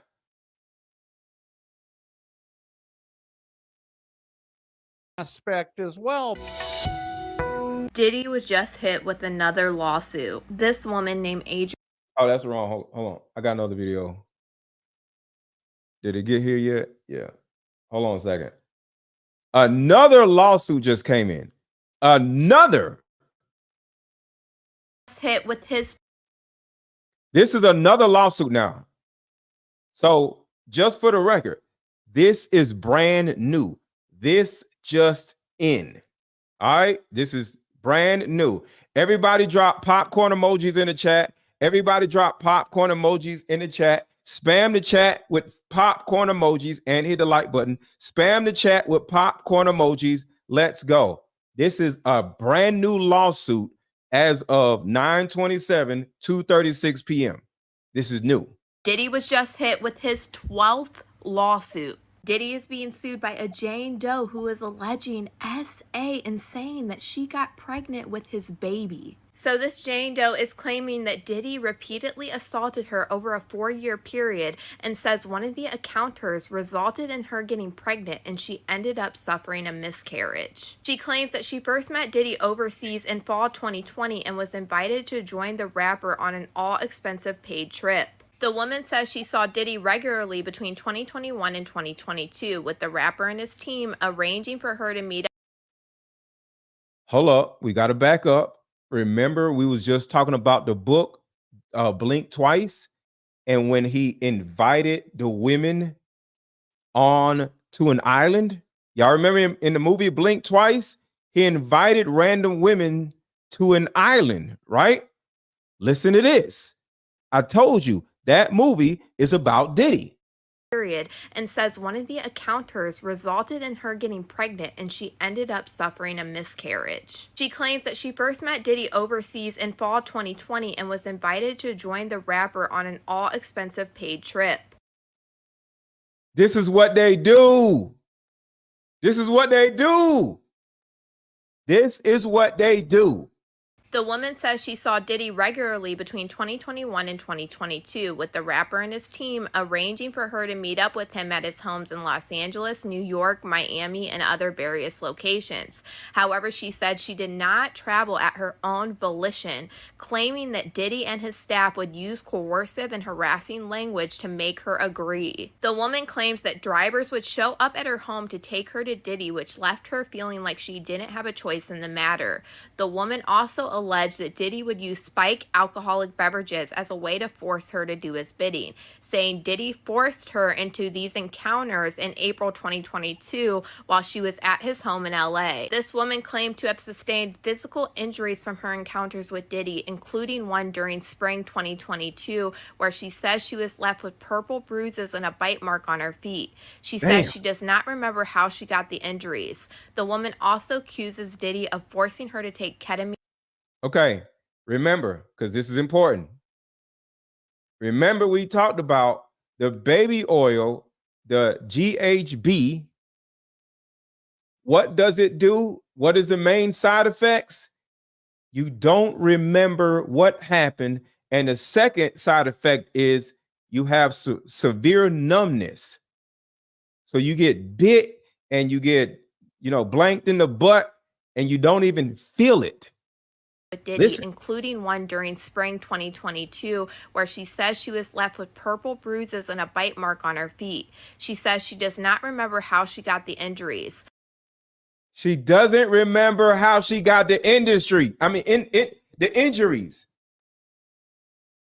That is what the baby oil is meant to do. Or the Ciroc spiked liquor. Earlier, I said Diddy had a long-term relationship with Ciroc and De Leon liquor. He allegedly spiked the liquor with GHB, and GHB is gamma hydroxybutyrate, which 1 makes you want to have sex more, 2 makes you more relaxed, 3 makes your genitals a little bit more malleable, I'll say.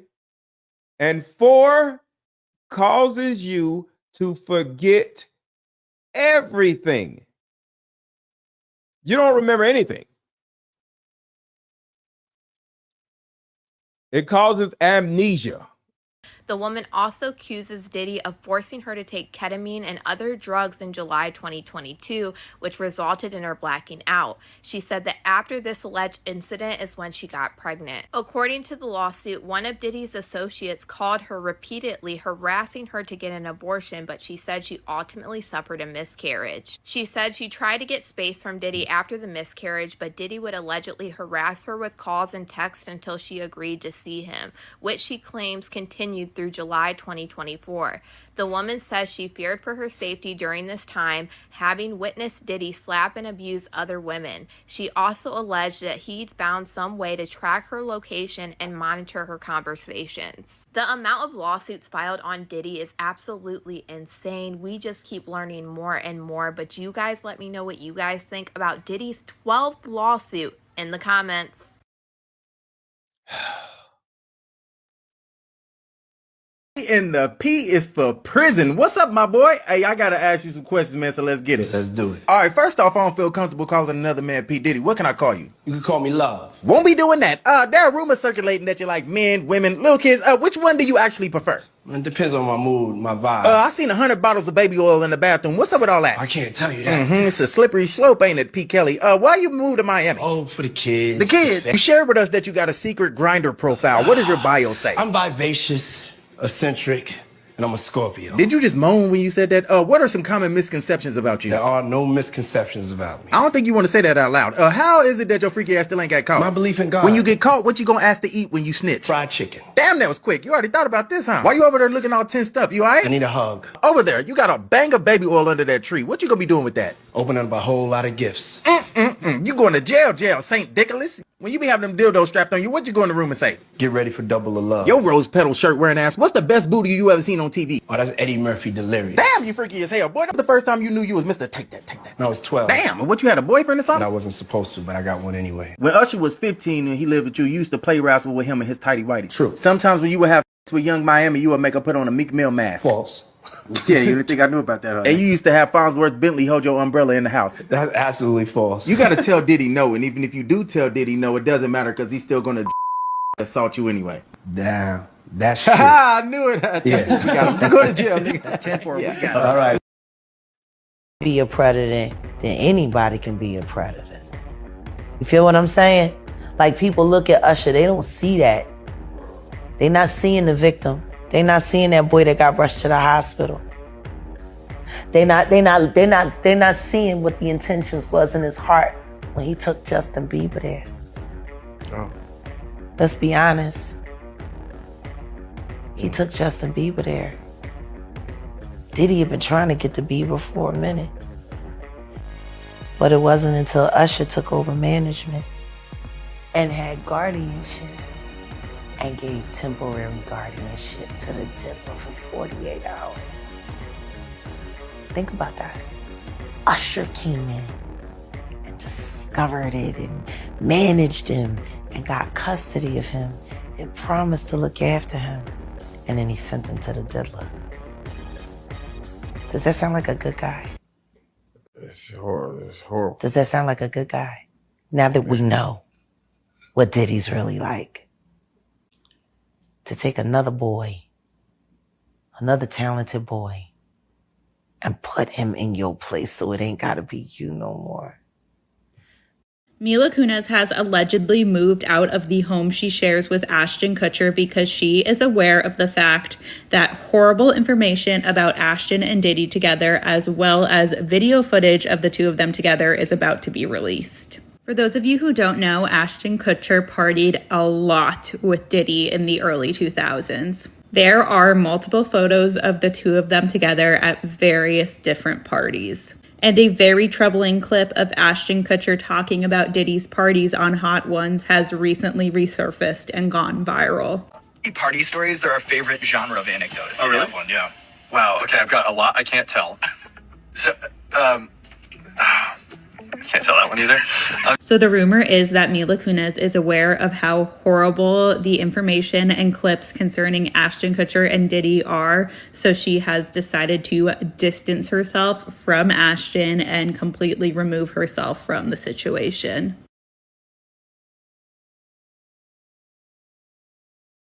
A lawsuit against Diddy for trafficking. She explained how her and her boyfriend auditioned for a modeling gig for Diddy's Sean John clothing line. She alleged that her boyfriend and another model were asked to perform oral on Diddy in order to get the job. She explained that her boyfriend turned Diddy down, but then he would get a second chance to work with Diddy as long as Adrian went to the party and performed as a go-go dancer. Her and her boyfriend agreed to work at one of Diddy's famous white parties in the Hamptons in 2004, and the lawsuit includes pictures of herself working at this party. She alleged that during this party, she was forced to drink lace liquor and flirt with the guests. She explained that she didn't have physical engagements with these guests during this white party.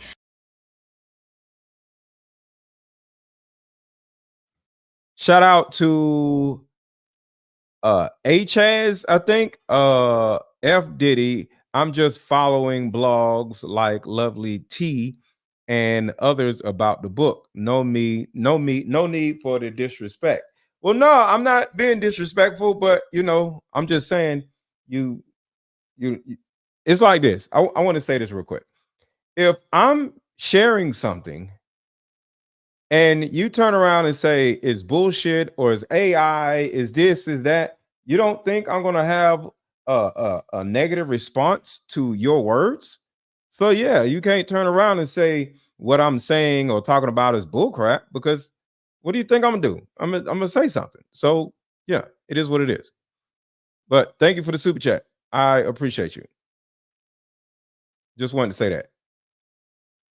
But she alleged that Diddy would groom her into trafficking over time. And she alleged that this didn't start happening until Diddy demanded that she had physical relations with Jacob the Jeweler, a famous jeweler in hip-hop. In this lawsuit, she included pictures of herself with Jacob the Jeweler and alleged that she was forced to have physical relationships with him and then was paid $1,000 on top of what she would usually get paid to work at Diddy parties. She then alleged that Diddy congratulated her for having physical relations with Jacob as directed and told her job well done. Then she alleged how things just got worse from there, and she was being passed around at Diddy parties to all these different people where she was essayed multiple different times. She's also suing a woman named Tamiko Thomas, who is accused of felicitating Diddy's trafficking operation. She explained how Tamika is the Ghislaine Maxwell to Diddy. She alleged in this lawsuit that Diddy made promises to her saying that he was going to help her join a girl group to enter the music business. But she said he also would back it with forceful demands, saying that he would have her and her boyfriend blackballed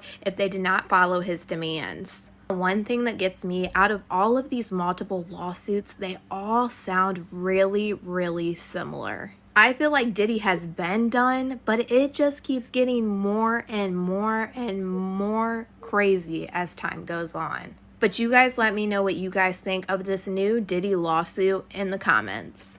Jaguar Wright told us, I got more information coming in about the new Diddy lawsuit right now. I got more information coming in from the new just 30 minutes ago lawsuit coming in. We're going to talk about this in a separate live stream, but I got information coming in right now. I'm downloading stuff and I'm sending it to my computer, so it's going to take about 12 minutes.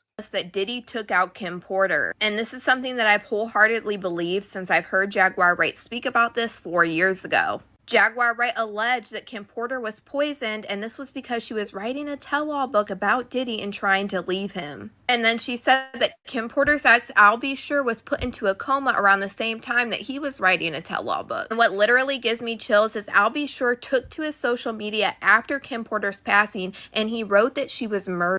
He said, "I just found this footage from the morning that I learned of Kim Porter's and how it ripped the soul from my physical body." He said that Kim Porter just didn't check out all of a sudden because they were just at a Christmas special with Netflix for their son Quincy. And Al B. Sure wasn't lying, because a couple days before Kim Porter's death, they were at a Netflix event called the Holiday Calendar for Quincy. Al B. Sure was being so vocal on social media that he knew that Kim Porter did not pass away due to pneumonia. He also said, "She sent me this. Life intimidating art. Art intimidates life. Now it all makes sense. She told me other stuff too. She was running. I said, call the FBI." After all this, Al B. Sure was really getting ready to come out with a book, and then he slipped into a coma, and he took shots just a couple months ago, basically saying that this was Diddy. We're going to be producing the Al B. Sure life story.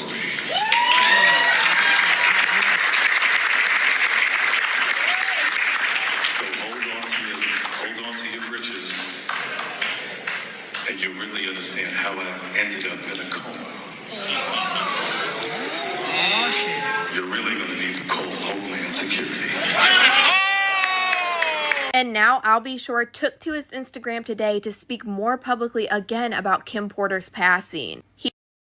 If anybody has any information about any of this, let me know and I'll bring you up. Somebody just said, I have some information about this Diddy situation.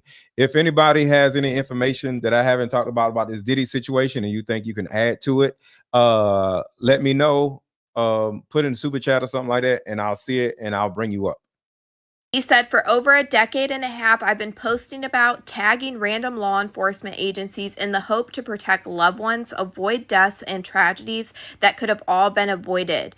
Despite all this, I have been ignored, ridiculed, and medically silenced to cover up these crimes that you are now aware of by a very aggressive PR team and a costly campaign to silence and physically harm me from exposing. It was only aimed to prevent me from sharing publicly the facts and the insights from Kim Porter that she shared with me during our frequent intimate conversations and her selfless attempts to save my life by sharing frequent plans to do harm and possibly ending my life. I'll Be Sure is sharing all of this because the new memoir that came out about Kim Porter, and he's actually saying that there was somebody in Diddy's camp, like Kim Porter and Diddy and all of them, someone that was around them that took these notes that she had on her computer and her cell phone and edited them to make them look like something they weren't. He said, I am writing this post to formally request an investigation into the entire group of individuals who worked at or were around the residence of Kim Porter, including publicists who assisted drafting this. It has came to my attention that these persons were instructed to steal her computer and mobile devices which contained her original book notes. Original notes are distinct from this fabricated bullshit and the offensive pages being circulated on Amazon, which depict graphic acts involving me that never took place and that was edited and added after Kim Porter's murder. Porter's missing devices, allegedly already in evidence, unquestionably contain the critical evidence that has been concealed. I am convinced that that evidence corroborates closely with the details outlined in the recently released public indictment document. So I'll Be Sure is saying that he thinks that they have Kim Porter's computer and her phone that were took when she passed away. Holy shit. Additionally, it is pertinent to note that individuals involved in this matter may also have been connected to concealing the alleged several prominent artists, a situation that has left many bewildered. Unfortunately, Kim was taken from us way too soon before she could complete her true thoughts before this fake unauthorized edit released on Amazon, which the disappearance of her computer and vital evidence raises significantly more questions. It is evident that her potential to expose the realities of her personal abuses and being drugged and trafficked she was privy to, akin to the brave actions of Miss Cassie Ventura. Kim Porter was allegedly taken from us because she was set on course to accomplish what Miss Cassie Ventura did by igniting the bonfire, which brings us here today with the Yeah, shout out to Cassie. She started all of this. Avalanche that has brought Satan to their chambers. The chills I got, because this is exactly what Jaguar Wright was saying years ago, and I'll Be Sure has been trying to say, and now, baby, he is putting it all out there. Oh my gosh. Jaguar Wright also talked about how it didn't make sense that Kim Porter had 2 autopsy reports, and after the first autopsy report, the coroner actually stepped down and then he passed away. And he A lot of died. people felt this was really weird, and when you look into Ed Winters, he has also done a lot of other weird cases that we have a lot.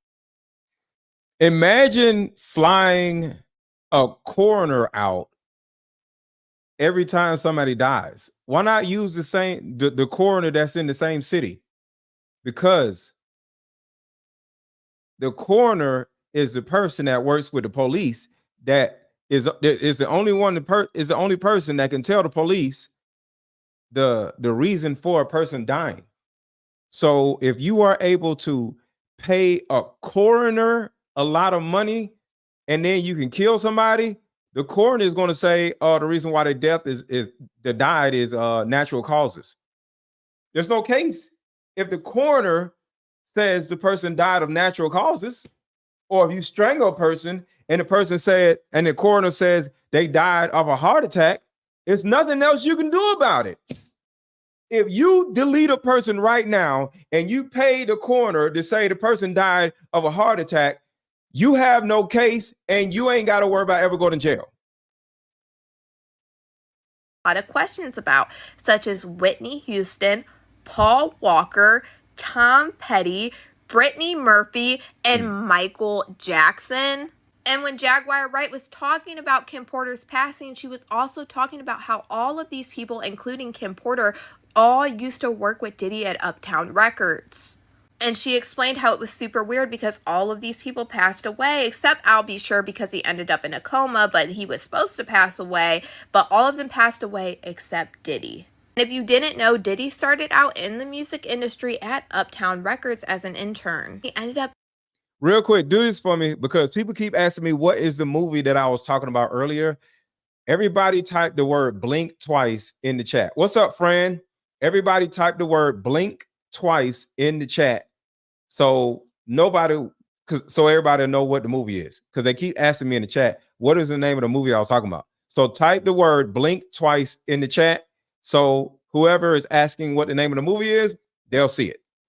Being fired because he hosted his first event that ended up in a tragedy. And that tragedy was called the City College Stampede, where there was a crowd crush event that happened December 28th, 1991. This event was headlined by Diddy and Heavy D, where 5,000 people tried to pack into a gymnasium where only 2,730 people could fit. And then there was a stampede and people were getting trampled all over and 9 people lost their lives. If you go on YouTube, you can watch videos on this, but just viewer discretion is advised because not only was there 9 people that passed away, there was 29 non-fatal injuries, and this was horrific. Diddy ended up getting sued by multiple different families that lost their loved ones in this event because they were saying that Diddy oversold this knowing that he wasn't supposed to.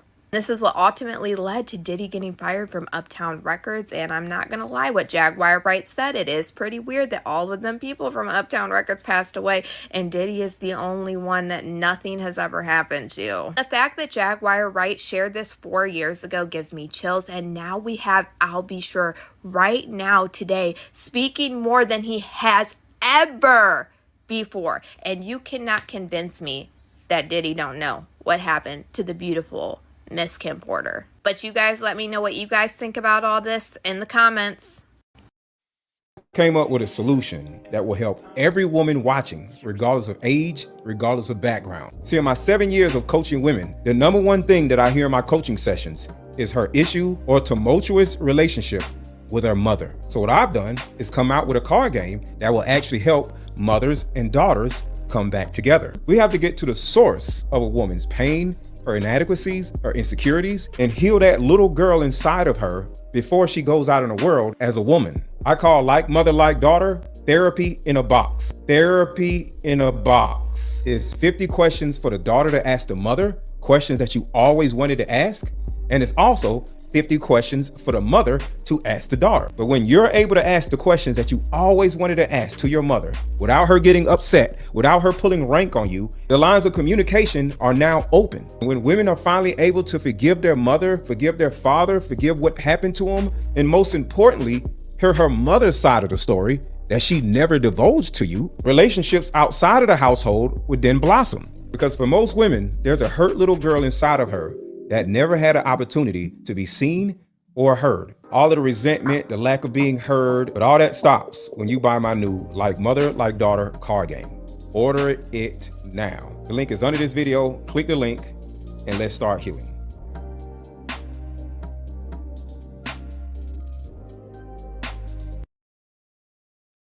No, Whitney Houston, I counted 10. He wasn't supposed to. This is Stampede, where there was a crowd crush event that happened December 28th, 1991. This event was headlined by Diddy and Heavy D, where 5,000 people tried to pack into a gymnasium. Hold on a second, y'all. There's some new people coming in. Let me just play this video that will explain what's going on with the bottles. We talked about this earlier, but I want to play this again for the people who just coming in here. I'd like to thank my sponsors, Johnson & Johnson. For decades, they've been helping me slide past resistance. It's not baby oil. It's GHB. Who has 1,000 bottles of baby oil? If baby oil was such a big part of all these parties You're welcome, Queen Sarita. and all the things that Diddy did to his victims, some celebrities would have made a joke about it here and there. We would have heard about it. Especially Chrissy Teigen couldn't be paid to shut her mouth. That bitch would have cracked a joke about it, for sure. I just watched this man's TikTok about how it's not a baby oil. It has to be laced with drugs. So as I'm reading the comments, someone said that's why Jaguar Wright said in one of her interviews at the end, she said blink twice. Blink Twice was a movie with Channing Tatum. He would spray perfume onto women who would make them forget everything. So then somebody else in the comments said, yeah, and GHB is slippery. So I look up, what is it called on the street? Look at the last one, liquid ecstasy. Side effects that include seizures and comas. It was taken off the shelves or something in like the 60s. What is GHB used for in bodybuilding? Performance enhancement additive. What are the positive side effects of GHB? Feelings of euphoria. What is GHB for parents? Usually available as a clear liquid. It's not baby oil. It just makes sense because why would the feds confiscate fucking baby? Why would the FBI confiscate over 1,000 bottles of baby oil? I'm sorry, but it was GHB. So what does it look like? In its liquid form, GHB looks like water. It has no smell and is tasteless or has a slightly salty or solvent taste that can be easily masked. So let's be honest. In that baby oil, it was literally spiked with GHB. What is GHB, you may ask? So GHB it literally produces the feelings of euphoria, relaxation and sociability, and an increased sex drive, which, you know, was very needed at these freak-offs of Diddy's parties. And the biggest part of GHB, it causes you to have amnesia. So you have no idea what has happened to you. You can get bit, you can get poked in the butt, you can get slapped, you can fall, and no matter what happens to you, one, you don't really feel it happening, and then two, you don't even remember it happening. So it is a potent sedative causing users to lose consciousness and fall into a deep sleep from which they may not wake up for several hours. And that's when they start, having sex with people, and the people don't even know what's going on. They just is really bad, man. Just this little part right here is so important. Causing users to lose consciousness and fall into a deep sleep. Damn, man. This is why Diddy is in jail. This is why Diddy is in jail. And I said earlier, this is so much bigger than Diddy because I talked about it earlier about how trafficking is a $150 billion industry. So it's not just about baby oil and Diddy parties or somebody being gay. They pay Black people to become famous in order for that same Black person that they made famous to bring in young women to traffic. That's the whole goal of making somebody famous, or some rapper, walking around with all these chains on and stuff. His particular job is to lure women into different parties, and some of them, not all of them, end up going missing. That's the whole goal of making a person famous. From which they may not wake up for several hours. When in a GHB sleep, people may have trouble breathing and convulsions can occur. GHB liquid form allows it to be slipped into drinks, and its sedative effects prevent victims from resisting sexual assault. GHB can also cause amnesia, meaning that when people recover from the drug's effects, they may not remember what happened. It was not baby oil, it was GHB in them thousands of bottles of baby oil, because like I said, why would the FBI take all them bottles if it was only just baby oil? It is not. If it was only baby oil, let's be honest, many celebrities would be making jokes. Where only 2,730 people could fit, and then there was a stampede and people lost their lives. He wasn't supposed to. This is what ultimately led to Diddy getting fired from Uptown Records, and I'm not gonna lie, what Jaguar Wright said, it is pretty weird that all of them people from Uptown Records passed away, and Diddy is the only one that nothing has ever happened to.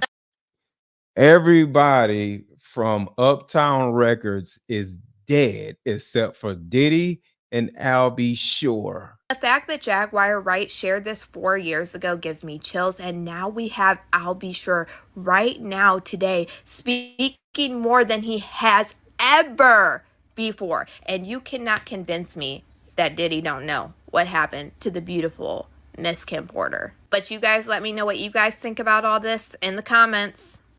Jaguar Wright told us that Diddy learned everything from Clive Davis. Jaguar Wright has explained how much of a monster Clive Davis is, and she constantly says that Diddy learned everything from him. Jaguar Wright claimed that Clive Davis had something to do with Whitney Houston's unaliving because she was getting ready to leave Clive Davis's record label because she realized she was missing a whole bunch of money. And a lot of people thought it was terrible when Clive Davis continued to party even though Whitney Houston had just died in the same hotel. And then to add that with even more mystery, it was super weird when Whitney Houston gave this note to Brandy the night before she passed away. And honestly, I want to know what that note says more than anything honestly in the world. And then after Whitney Houston passed away, Bobby Brown's sister started saying that Whitney's death was no accident and saying that Bobby Christina was not safe. Whitney Houston's body told anybody upon looking at it that it was foul play. Okay, don't get it twisted. No, Whitney Houston, I counted at least 10 gashes in her chest alone. She had marks up and down her legs. Her fingernails were chipped. Her face was busted out. It was blown up. Yes, as if somebody was punching her in the face. Whitney Houston fought for her life. What's up, Joseph? Jaguar Wright claimed that this happened to Whitney Houston because she was trying to leave Clive Davis. And then she said the same thing happened to Bobby Christina because Bobby Christina inherited Whitney Houston's estate. And Jaguar Wright claimed that Bobby Christina's boyfriend had a meeting with Clive Davis, and this is how Clive Davis basically set it up to make the same thing happen to Bobby Christina. And just wait till you hear what Bobby Brown's sister had to say about Bobby Christina's passing. Basically, right before Whitney was murdered, Nick was brought into the picture. And when Nick did that to Bobby Christina and she was rushed to the hospital, because after he beat her and drug her up them steps, he shot her up with something and threw her in the bathtub. It was a setup. It was a setup. Yes. Nick was told not to let her go out of that house and to do whatever it was he got paid to do that. Now, Jaguar Wright said that Whitney Houston's passing had to do with money and her realizing that she was getting money taken from her, so she was getting ready to leave Clive Davis. And we know that Diddy has been accused for years of not paying his artists correctly. And the same situation Exactly, Brown Sugar. That is crazy. happened to TLC. If you remember TLC, Unless the woman wants it, because it's different situations where the woman wants it or enjoys it or is it's a different story. So it's two different types of baby oils. Because I don't want baby oil to get outlawed because I use baby oil on chicks, but I ain't doing all this other stuff. She literally remembers. So it's a different. We don't want to outlaw baby oil and we don't want to outlaw massages. We don't want to outlaw massages, y'all. TLC realized that they were actually broke and they weren't making money like they thought. So they actually went to Clive Davis and held him hostage because they believed that he was ripping them off. And they held him hostage at point. And in this interview, they talk about the police coming and everything and saying Diddy is the one that snitched them out to the police. And the same thing makes sense with Diddy and Biggie. We know that allegedly Biggie was getting ready to leave Bad Boy Records, and this is why Diddy, and that's why he was gone. But you know, Diddy wouldn't have been. Brand new lawsuit filed against Diddy, and this one is like recent. Brand new lawsuit as of 9:27. It's about 2:30, about an hour ago. Recent.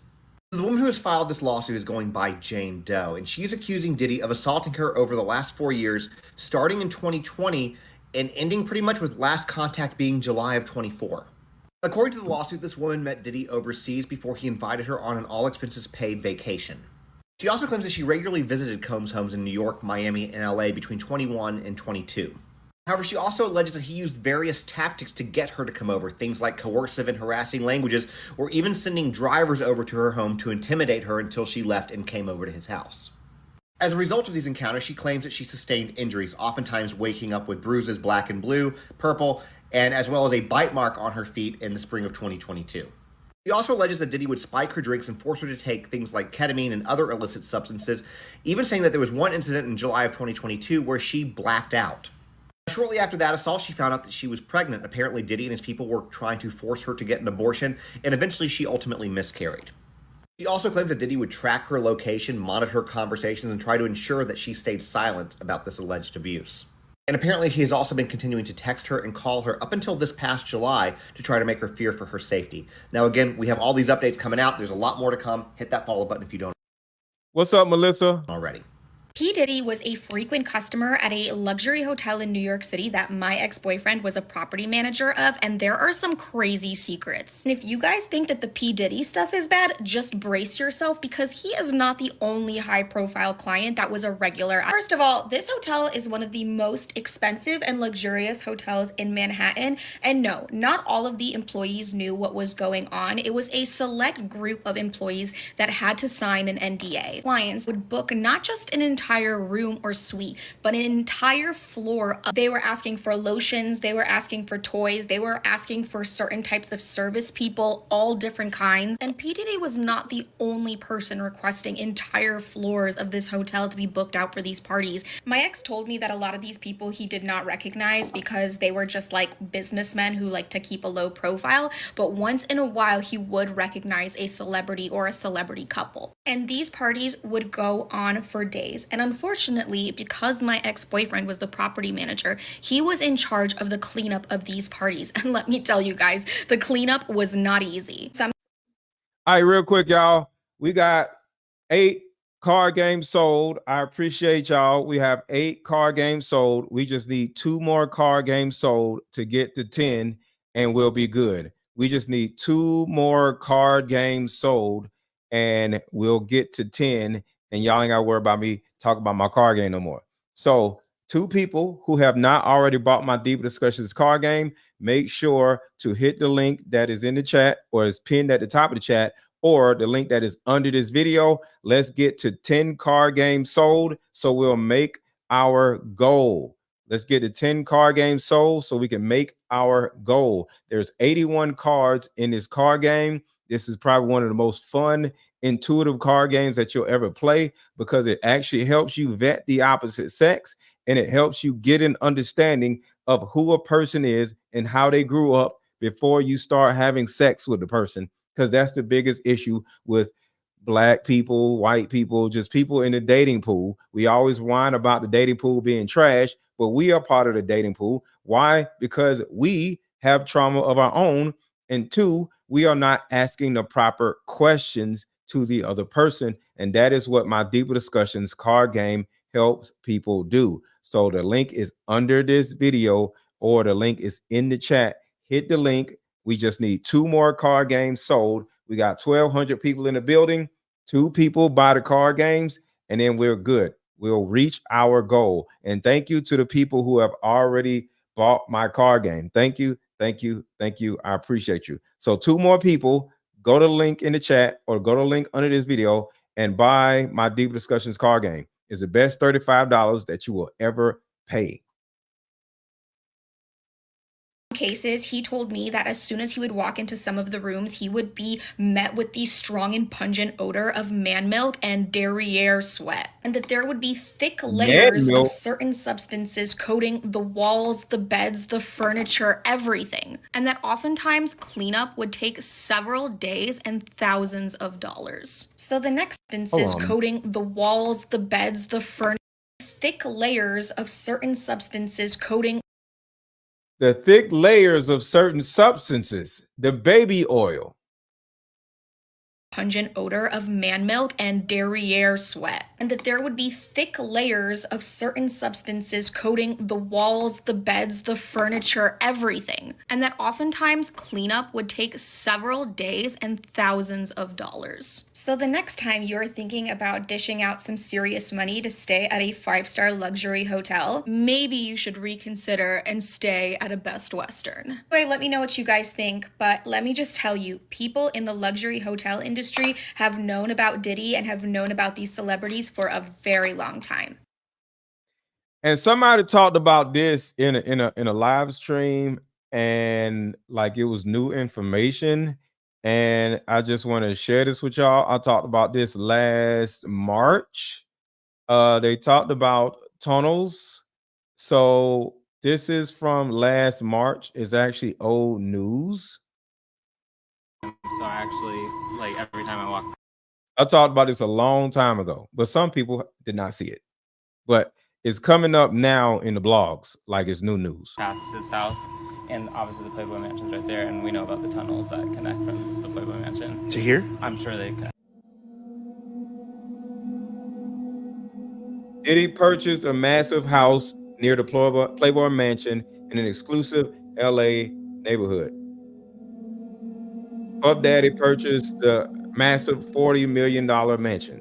According to this story on Playboy, secret tunnels running from the Playboy Mansion. You and Jack Nicholson had your own secret passageway into the Playboy Mansion.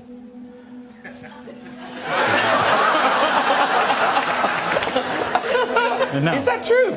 Well, I think the story was printed that there was a tunnel. Playboy.com staff members released some blueprints that they found a few years ago that show underneath the Playboy Mansion is a series of tunnels that were constructed to link Hugh Hefner's world-famous domicile to the homes of Jack Nicholson, James Caan, Kirk Douglas, and Warren Beatty. The blueprints, which show that the construction project was built in the 70s and 80s, were discovered in the Playboy archives by staff writers looking for a juicy story. Now dig this. A photo from the late 70s allegedly showing an excavation in progress beneath the mansion. And this one shows the newly discovered tunnel plans. Check out the bunny logo on the plywood wall. The second time I met Oprah was at the Oprah was in the tunnels. Playboy Mansion. There's tunnels under the Playboy Mansion that lead to celebrities' homes.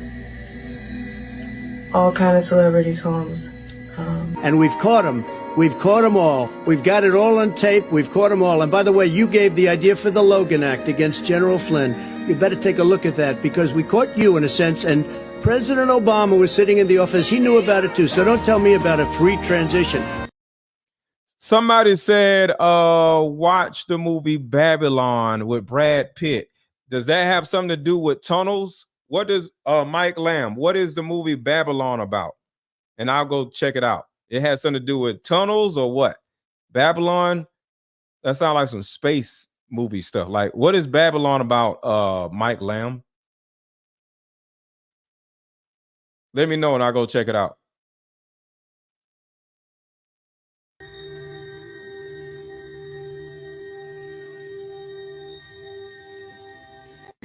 So this is a list of everybody that is mixed in with this whole situation.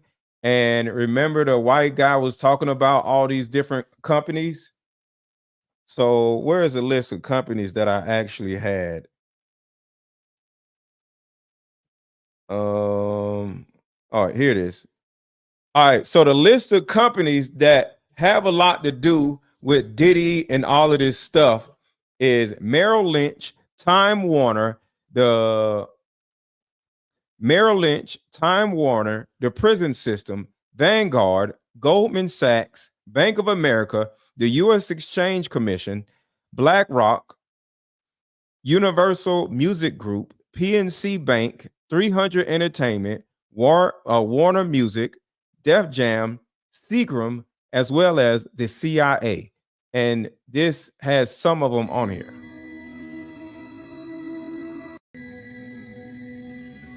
So Atlantic, Rockefeller Records, Russell Simmons, Leo Cohen, World J Congress, Clive Davis, David Geffen, Jimmy Iovine, your boy at the bottom,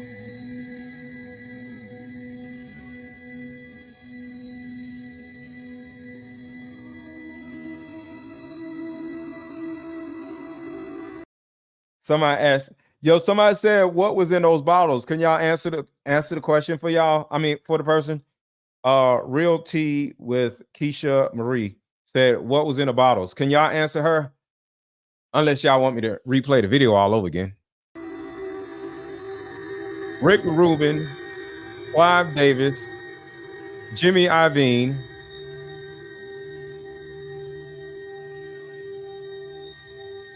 Diddy, and I know this man Diddy.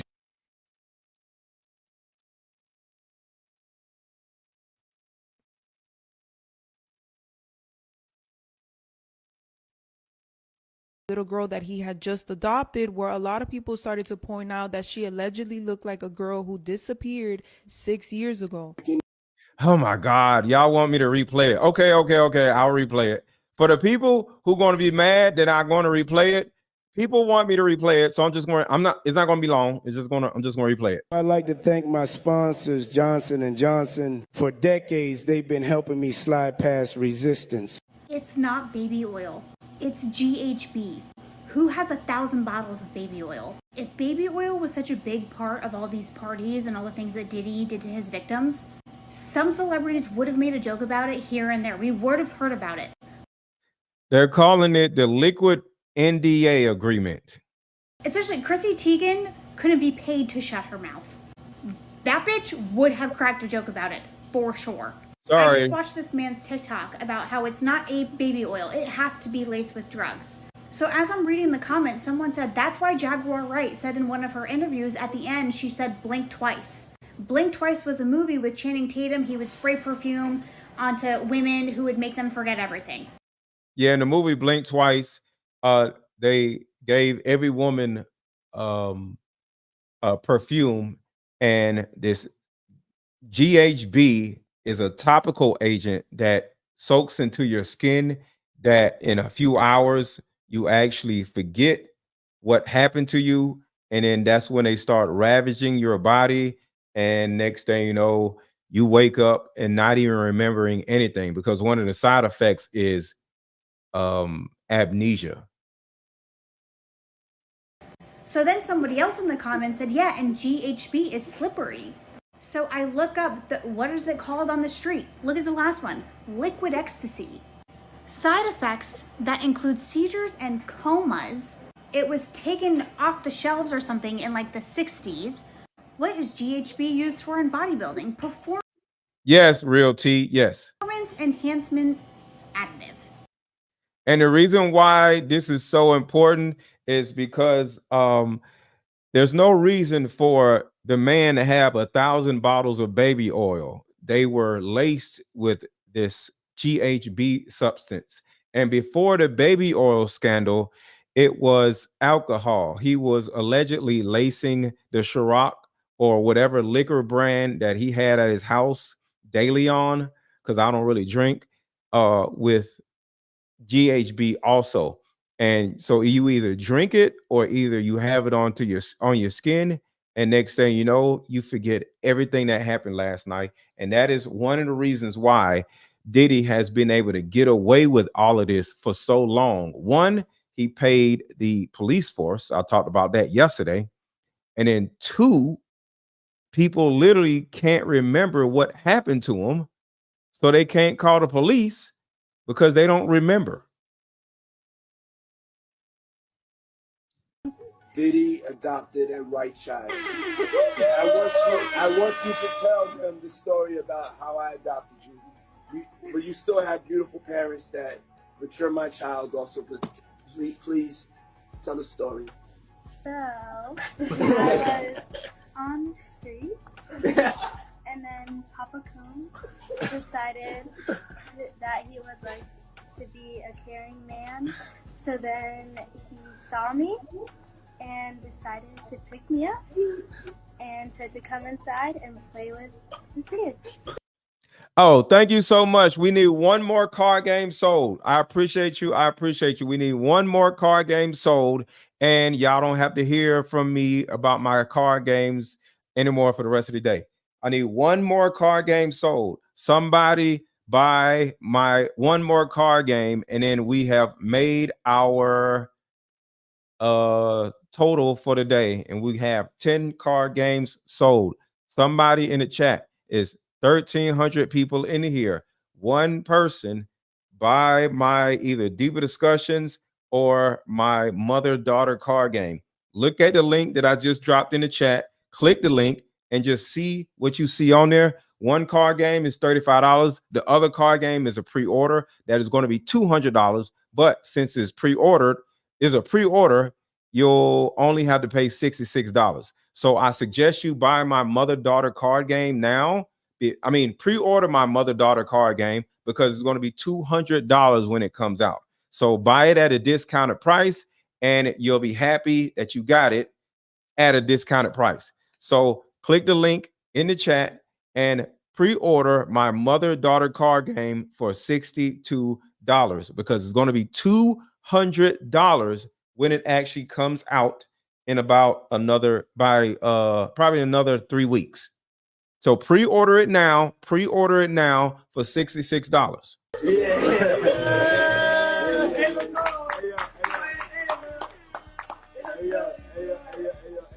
That's like a little bit like borderline suspect. I don't want nobody, we want to get it clear. I adopted you like Madonna adopted kids and everybody else adopted kids. Charlize Theron, everybody that's ever adopted Sandra Bullock.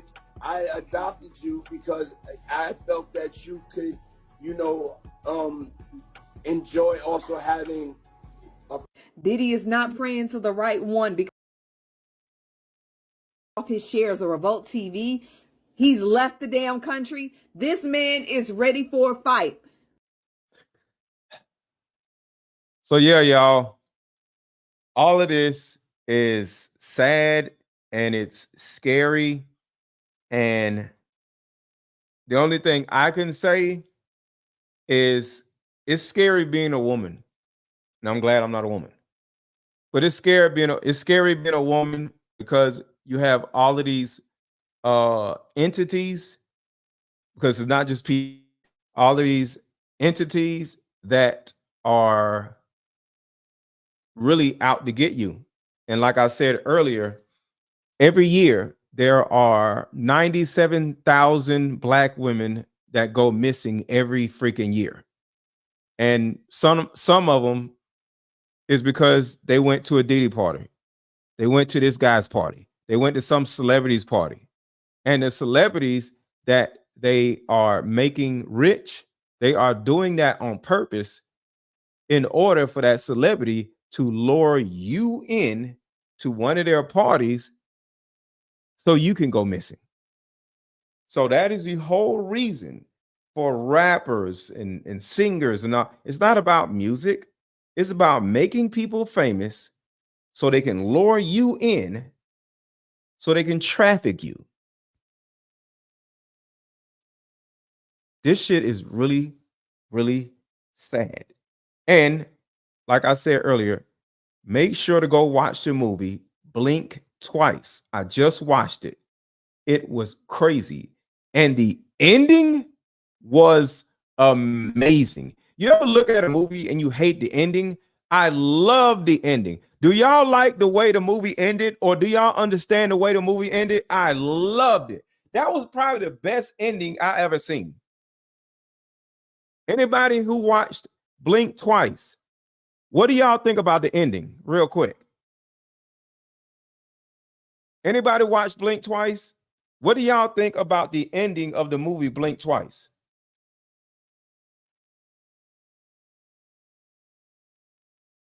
"13 Cameras" had a great ending. 13 Cameras. It was straight, but I ain't watched that shit. But I ain't watching that shit again. The ending was crazy. I love the ending. The ending was beautiful. Thank you. We need them to stop being boppers for these famous people. Exactly. It's a movie, Erica. Yeah, it's a movie. It's called Blink Twice, and you can go watch it on. You can go rent it on. It's at the movies. It's at the movies, but you can just stream it on Amazon Movies. The ending was good. Yes, the ending was great. I ain't gonna tell you how it ended, but the ending was amazing. FO video dropping at 5 p.m. Everybody else here. Wait, Nicole, what are you talking about? FO video dropping at 5 p.m. Anybody else hear that? What video? What are you talking about? What can you explain, Nicole? Or do you want to come up? I'll drop the link. What do y'all talk about? FO video is doing something. I just dropped the link, Nicole. You can either say it in the chat. I may not catch it because there's so many people talking at the same time. But what is going on 5 o'clock? Because I'm trying to stay on top of all this. Some crazy secret. Hold on. Let's see. No, we're not talking about the egg test. That egg test is disgusting. What do y'all know about we're waiting on Nicole. Nicole, where are you? You said something about a FO video releasing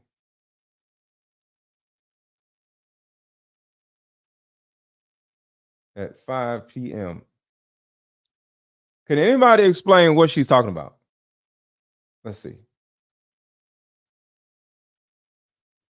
Unpack here, so just stay with me. Now, Alfredo P. Gonzalez today. Okay, I thought about that. All right, there's nothing out there. FO is freak off, but what is this video? Nicole, what are you talking about? Leaked tapes? Like, yeah, what's going on? Tisa dropping it at 5:40. Oh, Tisa tells you can't play no freak off video on YouTube. Okay. All right. Okay. But how is she gonna play a freak off video on YouTube? I don't understand. All right, let's keep going. Lose everything if Biggie got ready to walk because Clive Davis is the one that invested millions of dollars into Biggie Smalls. Actually, Clive Davis is the person that is they will show hoping Mr. Let Go has it. Huh? I don't know nothing about no FO video. I don't know what you're talking about. So Clive Davis is actually the person that is behind a lot of these human deletions. It's really Clive Davis and not Diddy. Diddy may be doing it too, but it's Clive Davis. Because Clive Davis got rid of Left Eye. And in this interview, they talk about the police coming and everything and saying Diddy is the one that snitched them out to the police. And the same thing makes sense with Diddy and Biggie. We know that allegedly Biggie was getting ready to leave Bad Boy Records, and this is why Diddy, and that's why he was gone. But you know, Diddy wouldn't have been the only one to lose everything if Biggie got ready to walk because Clive Davis is the one that invested millions of dollars into Biggie Smalls. He played me 3 or 4 cuts of this artist called Notorious B.I.G. And yeah, I gotta tell you, I did listen and I was a believer. If I weren't a believer, I would not have invested the millions of dollars that I did to finance it. Clive Davis seen those interviewers coming and sprayed himself with his own baby oil so he'll actually forget everything. Usher deleted all of his tweets after the allegations about Diddy. And we saw Diddy do the same thing with his Instagram just a couple months before the feds arrested him. And I feel like there was something on Twitter he really didn't want us to see, because why would you mass delete all of your tweets after you are being named in all of these allegations with Diddy? Dawn Richards' lawsuit against Diddy accused Usher and Neo of being there and watching when Diddy forcefully punched Cassie in the stomach, causing her to double over in visible pain. Dawn Richards said at this point, this is when she felt very unsafe because she noticed the amount of power Diddy had, because these celebrities never said anything about Diddy committing this crime, and they just continued to work with him after this.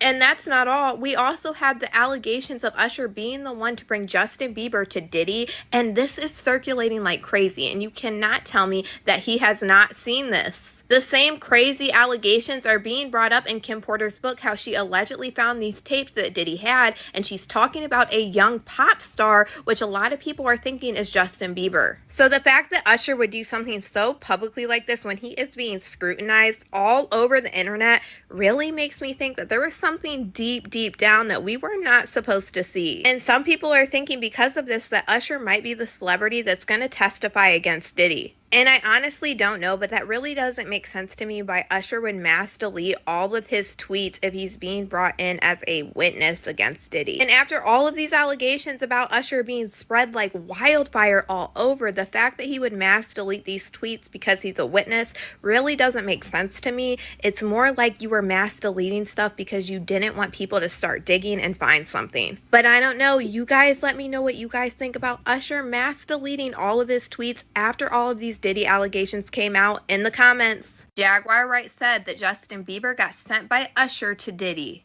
So I went ahead and deep dived this, and honestly, this makes so much sense. So Justin Bieber was signed in 2008 by Scooter Braun and Usher, who made a record label called Raymond Braun Media Group. And as of 2024, Bieber remains the only artist to ever sign with the label. And that's super weird to me, the fact that you would make a record label and you only ever signed one artist. Now pay attention to this, because the parent company is Universal Music Group. And in 2009, this is when Justin Bieber spent that 48 hours with Diddy. And back in 2009, Bad Boy Records also went to Universal Music. Be a predator, then anybody can be a predator. You feel what I'm saying? Like, people look at Usher, they don't see that. They not seeing the victim. They not seeing that boy that got rushed to the hospital. They not seeing what the intentions was in his heart when he took Justin Bieber there. Oh. Let's be honest. He took Justin Bieber there. Diddy had been trying to get to Bieber for a minute. But it wasn't until Usher took over management and had guardianship and gave temporary guardianship to the diddler for 48 hours. Think about that. Usher came in and discovered it and managed him and got custody of him and promised to look after him. And then he sent him to the diddler. Does that sound like a good guy? It's horrible. Does that sound like a good guy? No. Now that we know what Diddy's really like. To take another boy. Usher is trash. Another talented boy. And put him in your place so it ain't gotta be you no more. Mila Kunis has allegedly named in all of these allegations with Diddy. Dawn Richards' lawsuit against Diddy accused Usher and Neo of being there and watching when Diddy forcefully punched Cassie in the stomach, causing her to double over in visible pain. Dawn Richards said at this point, this is when she felt very unsafe because she noticed the amount of power Diddy had, because these celebrities never said anything about Diddy committing this crime, and they just continued to work with him after this. And that's not all. We also have the allegations of Usher being the one to bring Justin Bieber to Diddy, and this is circulating like crazy, and you cannot tell me that he has not seen this. The same crazy allegations are being brought up in Kim Porter's book, how she allegedly found these tapes that Diddy had, and she's talking about a young pop star, which a lot of people are thinking is Justin Bieber. So the fact that Usher would do something so publicly like this when he is being scrutinized all over the internet really makes me think that there was something deep down that we were not supposed to see. And some people are thinking because of this that Usher might be the celebrity that's going to testify against Diddy. And I honestly don't know, but that really doesn't make sense to me why Usher would mass delete all of his tweets if he's being brought in as a witness against Somebody said Usher should write a book. Usher should go to jail. Diddy. And after all of these allegations about Usher being spread like wildfire all over, the fact that he would mass delete these tweets because he's a witness really doesn't make sense to me. It's more like you were mass deleting stuff because you didn't want people to start digging and find something. But I don't know. You guys let me know what you guys think about Usher mass deleting all of his tweets after all of these Diddy allegations. Because he's guilty. Came out in the comments. Jaguar Wright said that Justin Bieber got sent by Usher to Diddy. So I went ahead and deep dive this, and honestly, this makes so much sense. So Justin Bieber was signed in 2008 by Scooter Braun and Usher, who made a record label called Raymond Braun Media Group. And as of 2024, Bieber remains the only artist to ever sign with the label. And that's super weird to me, the fact that you would make a record label and you only ever signed one artist. This man came out with a whole record company just to lure Justin Bieber and get him to be blanked by Diddy. I want you to imagine how much money, how much time it takes to start a record company and then sign Justin Bieber, a child, to your record company just to get the young boy blanked by the person that blanked you.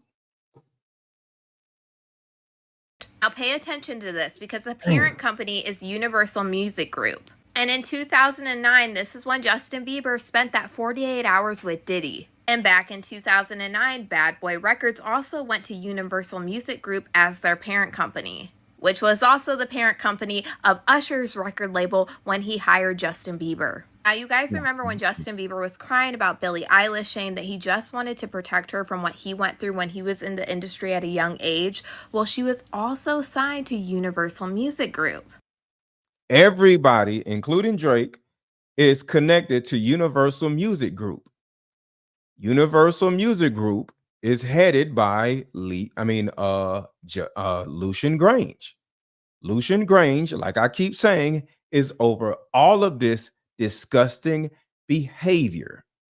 And Billie Eilish had actually came out and was talking about essay of What's up, Tanya G? minors, including her own personal experience when she released the song Your Power, and she said it's about people, mainly men, who take advantage of individuals who are younger than them. Now, Little Rod's lawsuit against Diddy named Lucian Grange in multiple different settings and said that he aided and abetted Diddy in his trafficking. And that was until Lucian Grange, the CEO of Universal Music Group, was seeking sanctions against Little Rod's lawyer, saying that the claim subjected him to global scorn, unfairly fingering him as a defendant in the trafficking lawsuit against Sean Diddy Combs. Now, Lucian Grange is one of the most prominent executives in the music industry, and after he threatened Little Rod's lawyers with his lawyers, he ended up being dropped from the Diddy lawsuit. So it's a super weird connection that Universal Music Group is always attached to all of these people, and it's starting to make a lot of sense. But anyways, you guys remember this interview with Diddy, and he's talking to Justin Bieber, and he's telling Justin Bieber he's acting funny. Why doesn't he want to talk or hang out with him anymore? And it was super weird because Justin Bieber looks so uncomfortable. Well, I re-listened to this whole interview, and in this interview, Diddy starts talking to Justin Bieber about spending a late night with Usher after an Usher concert. Now, this interview is back in the Dirty Money era, and in this interview, Diddy is actually talking to Justin Bieber about promoting Dirty Money. Now, we know that Don Richards from Dirty Money just filed a lawsuit against Diddy, claiming all these crazy things that happened back then, and one of the things she said in her lawsuit is Diddy would ship and use minors at his parties. Starting to act different, huh? You ain't been calling me and hanging for well over 30 years. And all I could go by is how Diddy treated me. Always respectful, always cool. We were supposed to do some business together that didn't pan out. But we've always been cool all the time. Being in the presence of Diddy, always cool being at Diddy's parties. I have never been involved or seen any of his quote unquote freak offs that people are saying that he had. I was sorry, October 3074. This one is a little loud. Sorry for it being so loud. So sorry. I was never a part of that. I always knew when it was time to go home. But it's somebody, I believe what I just saw Uncle Luke say earlier today, that this is a machine coming after this dude. Yeah. Like, I think, and I said this publicly, and now for the first time, I'm going to say this on my podcast. I think it's Diageo. Really? Diageo is fucking powerful. These people put money behind political campaigns. Now, the reason why I'm playing this is to remind y'all that before the baby oil scandal, it was a Diageo whatever scandal. So he was spiking the Diageo liquor in the parties and made women get amnesia. Now, because of all of this, he doesn't have Diageo anymore. And now he has to resort to baby oil. Well, spiked baby oil, GHP spiked baby oil. So I'm trying to show y'all all the pieces coming together. The second or the third largest alcohol distribution company in the world. Right, and Suntory is one of them too. Yeah. But Diageo is big. Puff made a lot of money for Diageo and with Diageo with Ciroc. Ciroc became so big that Diageo was fine with people thinking it was Puffy's liquor and never was. Yeah. Oh, then here comes the De Leon. The De Leon. Right. And De Leon comes out, and then they buy Casamigos from George Clooney and them for $400 million. So of course, if I just spent $400 million or something, or however much they gave George Clooney his partner, I'm going to start pushing that. Yeah. And De Leon kind of got pushed on the back burner. And then Puff all of a sudden decides to sue them for racial discrimination. All of this shit comes out right after that. Right after the Cassie case came up, then all the other cases. Yes, Reptile. I heard GHB doesn't show up in urine if taken through the skin. As far as I know, yes. Cases from the Adult Survivors Act in New York came up. Now the kid Little Rod, who's supposed to be a videographer or producer, produced on his last album, or his shit is coming up. He's suing everybody. All of this shit is coming right after he said, Diageo, y'all racially discriminated against me and tried to sue him.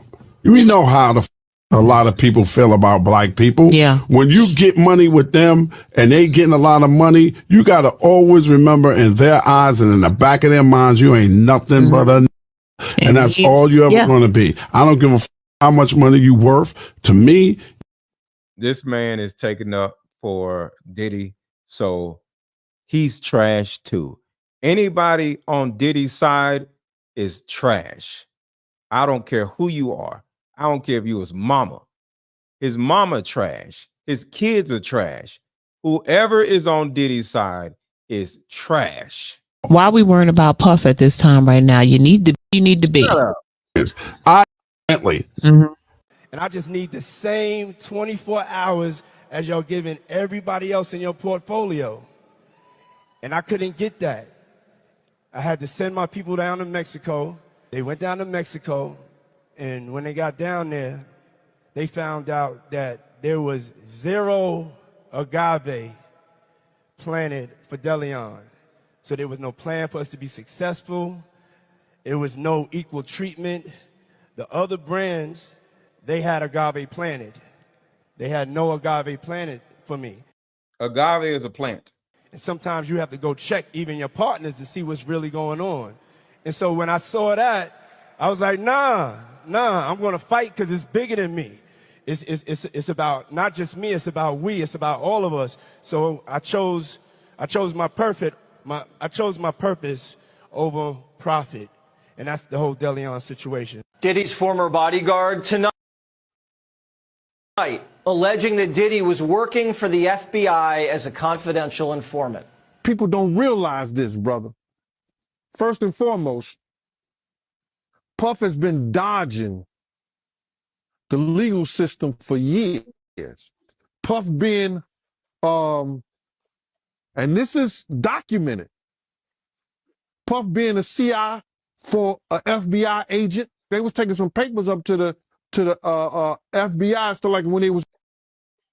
So he did not say he was CIA. He said he was a CI. Do y'all see that, right? He said Puff was a CI for a CIA agent. CI means confidential informant. Here in New York, they was taking paperwork up there and stuff like that. Don't know what it was, but later on found out that he was a CI. Now, Primetime can't confirm this, but if Diddy was an FBI informant, it explains why he was giving a pass to wreak havoc, according to his producer's lawsuit. What Diddy wanted, Diddy got. Savage! I'm a savage! Oh! I'm a savage! Whatever I want, I'm going to get! Whatever I want, I have to get!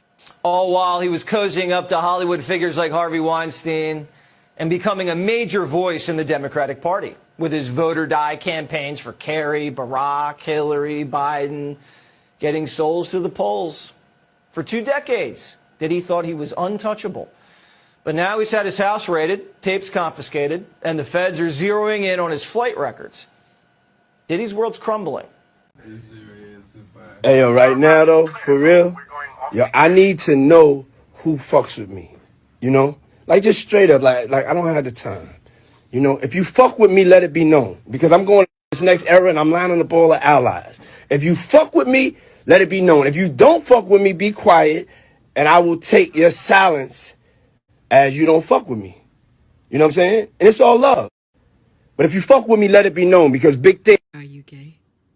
How you gonna ask me a question like that? All right, y'all.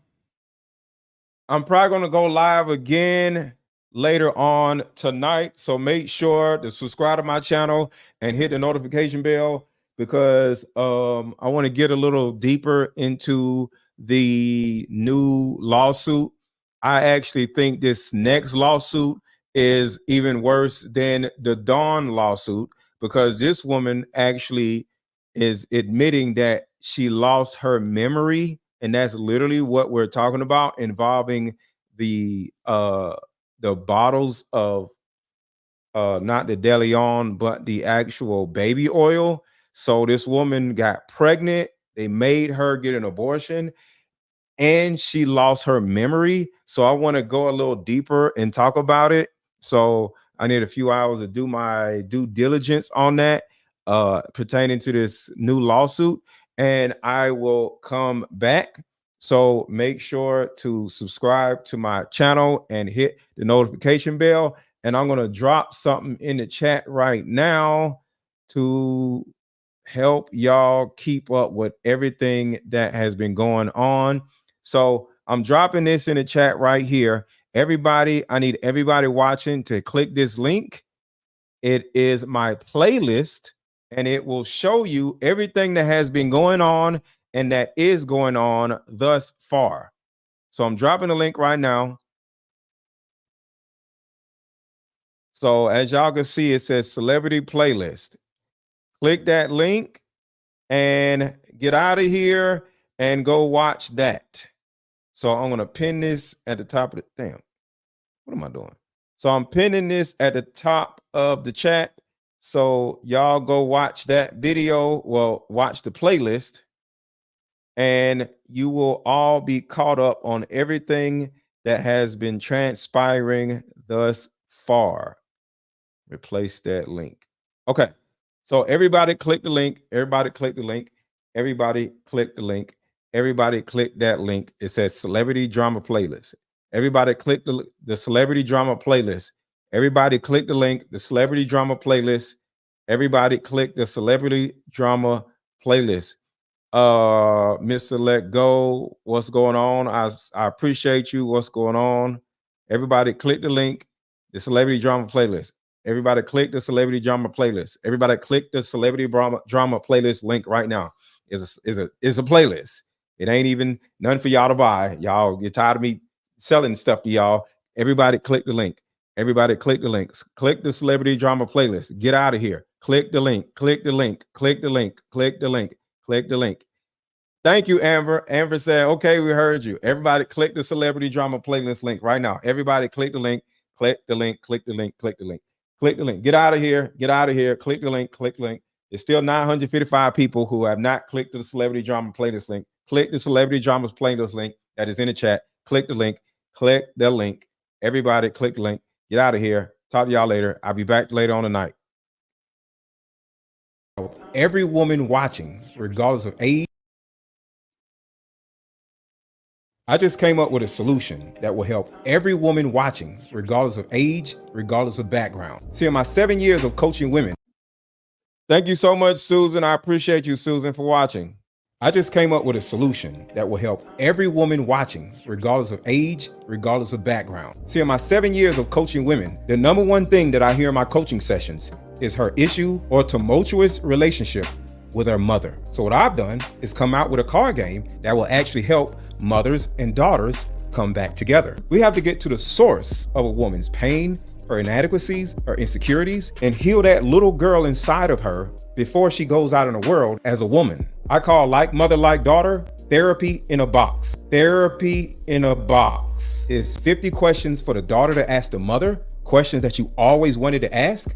And it's also 50 questions for the mother to ask the daughter. But when you're able to ask the questions that you always wanted to ask to your mother without her getting upset, without her pulling rank on you, the lines of communication are now open. When women are finally able to forgive their mother, forgive their father, forgive what happened to them, and most importantly, hear her mother's side of the story that she never divulged to you, relationships outside of the household would then blossom. Because for most women, there's a hurt little girl inside of her that never had an opportunity to be seen or heard. All of the resentment, the lack of being heard, but all that stops when you buy my new Like Mother, Like Daughter card game. Order it now. The link is under this video. Click the link and let's start healing.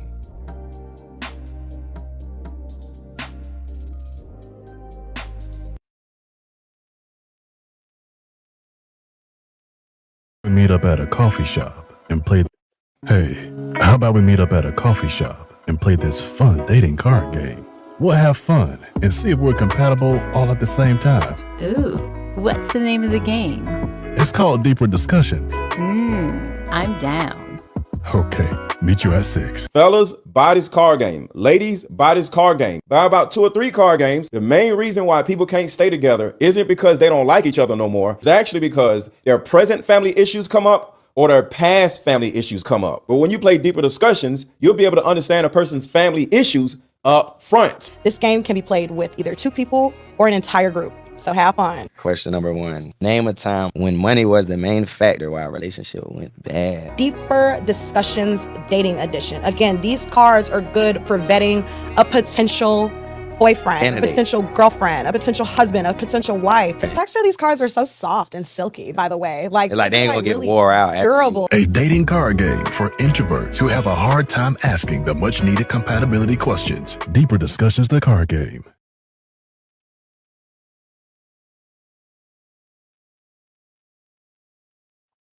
Click the link, y'all. Click the link. Click the celebrity playlist link or buy my Deeper Discussions card game. Click the celebrity playlist link or buy my Deeper Discussions card game. There's still 700 of y'all in here.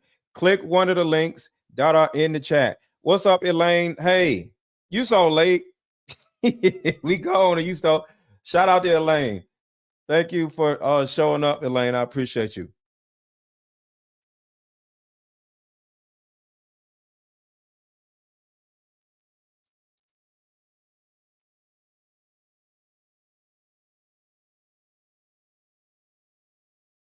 Waiting for y'all to still click the link. Click the freaking link, y'all.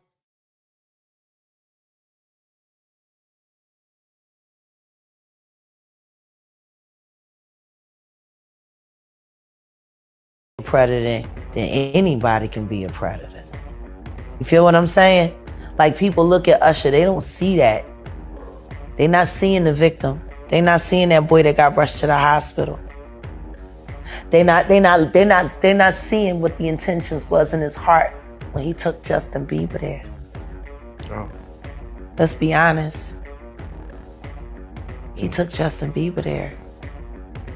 Diddy had been trying to get to Bieber for a minute. But it wasn't until Usher took over management and had guardianship and gave temporary guardianship to the diddler for 48 hours. Think about that.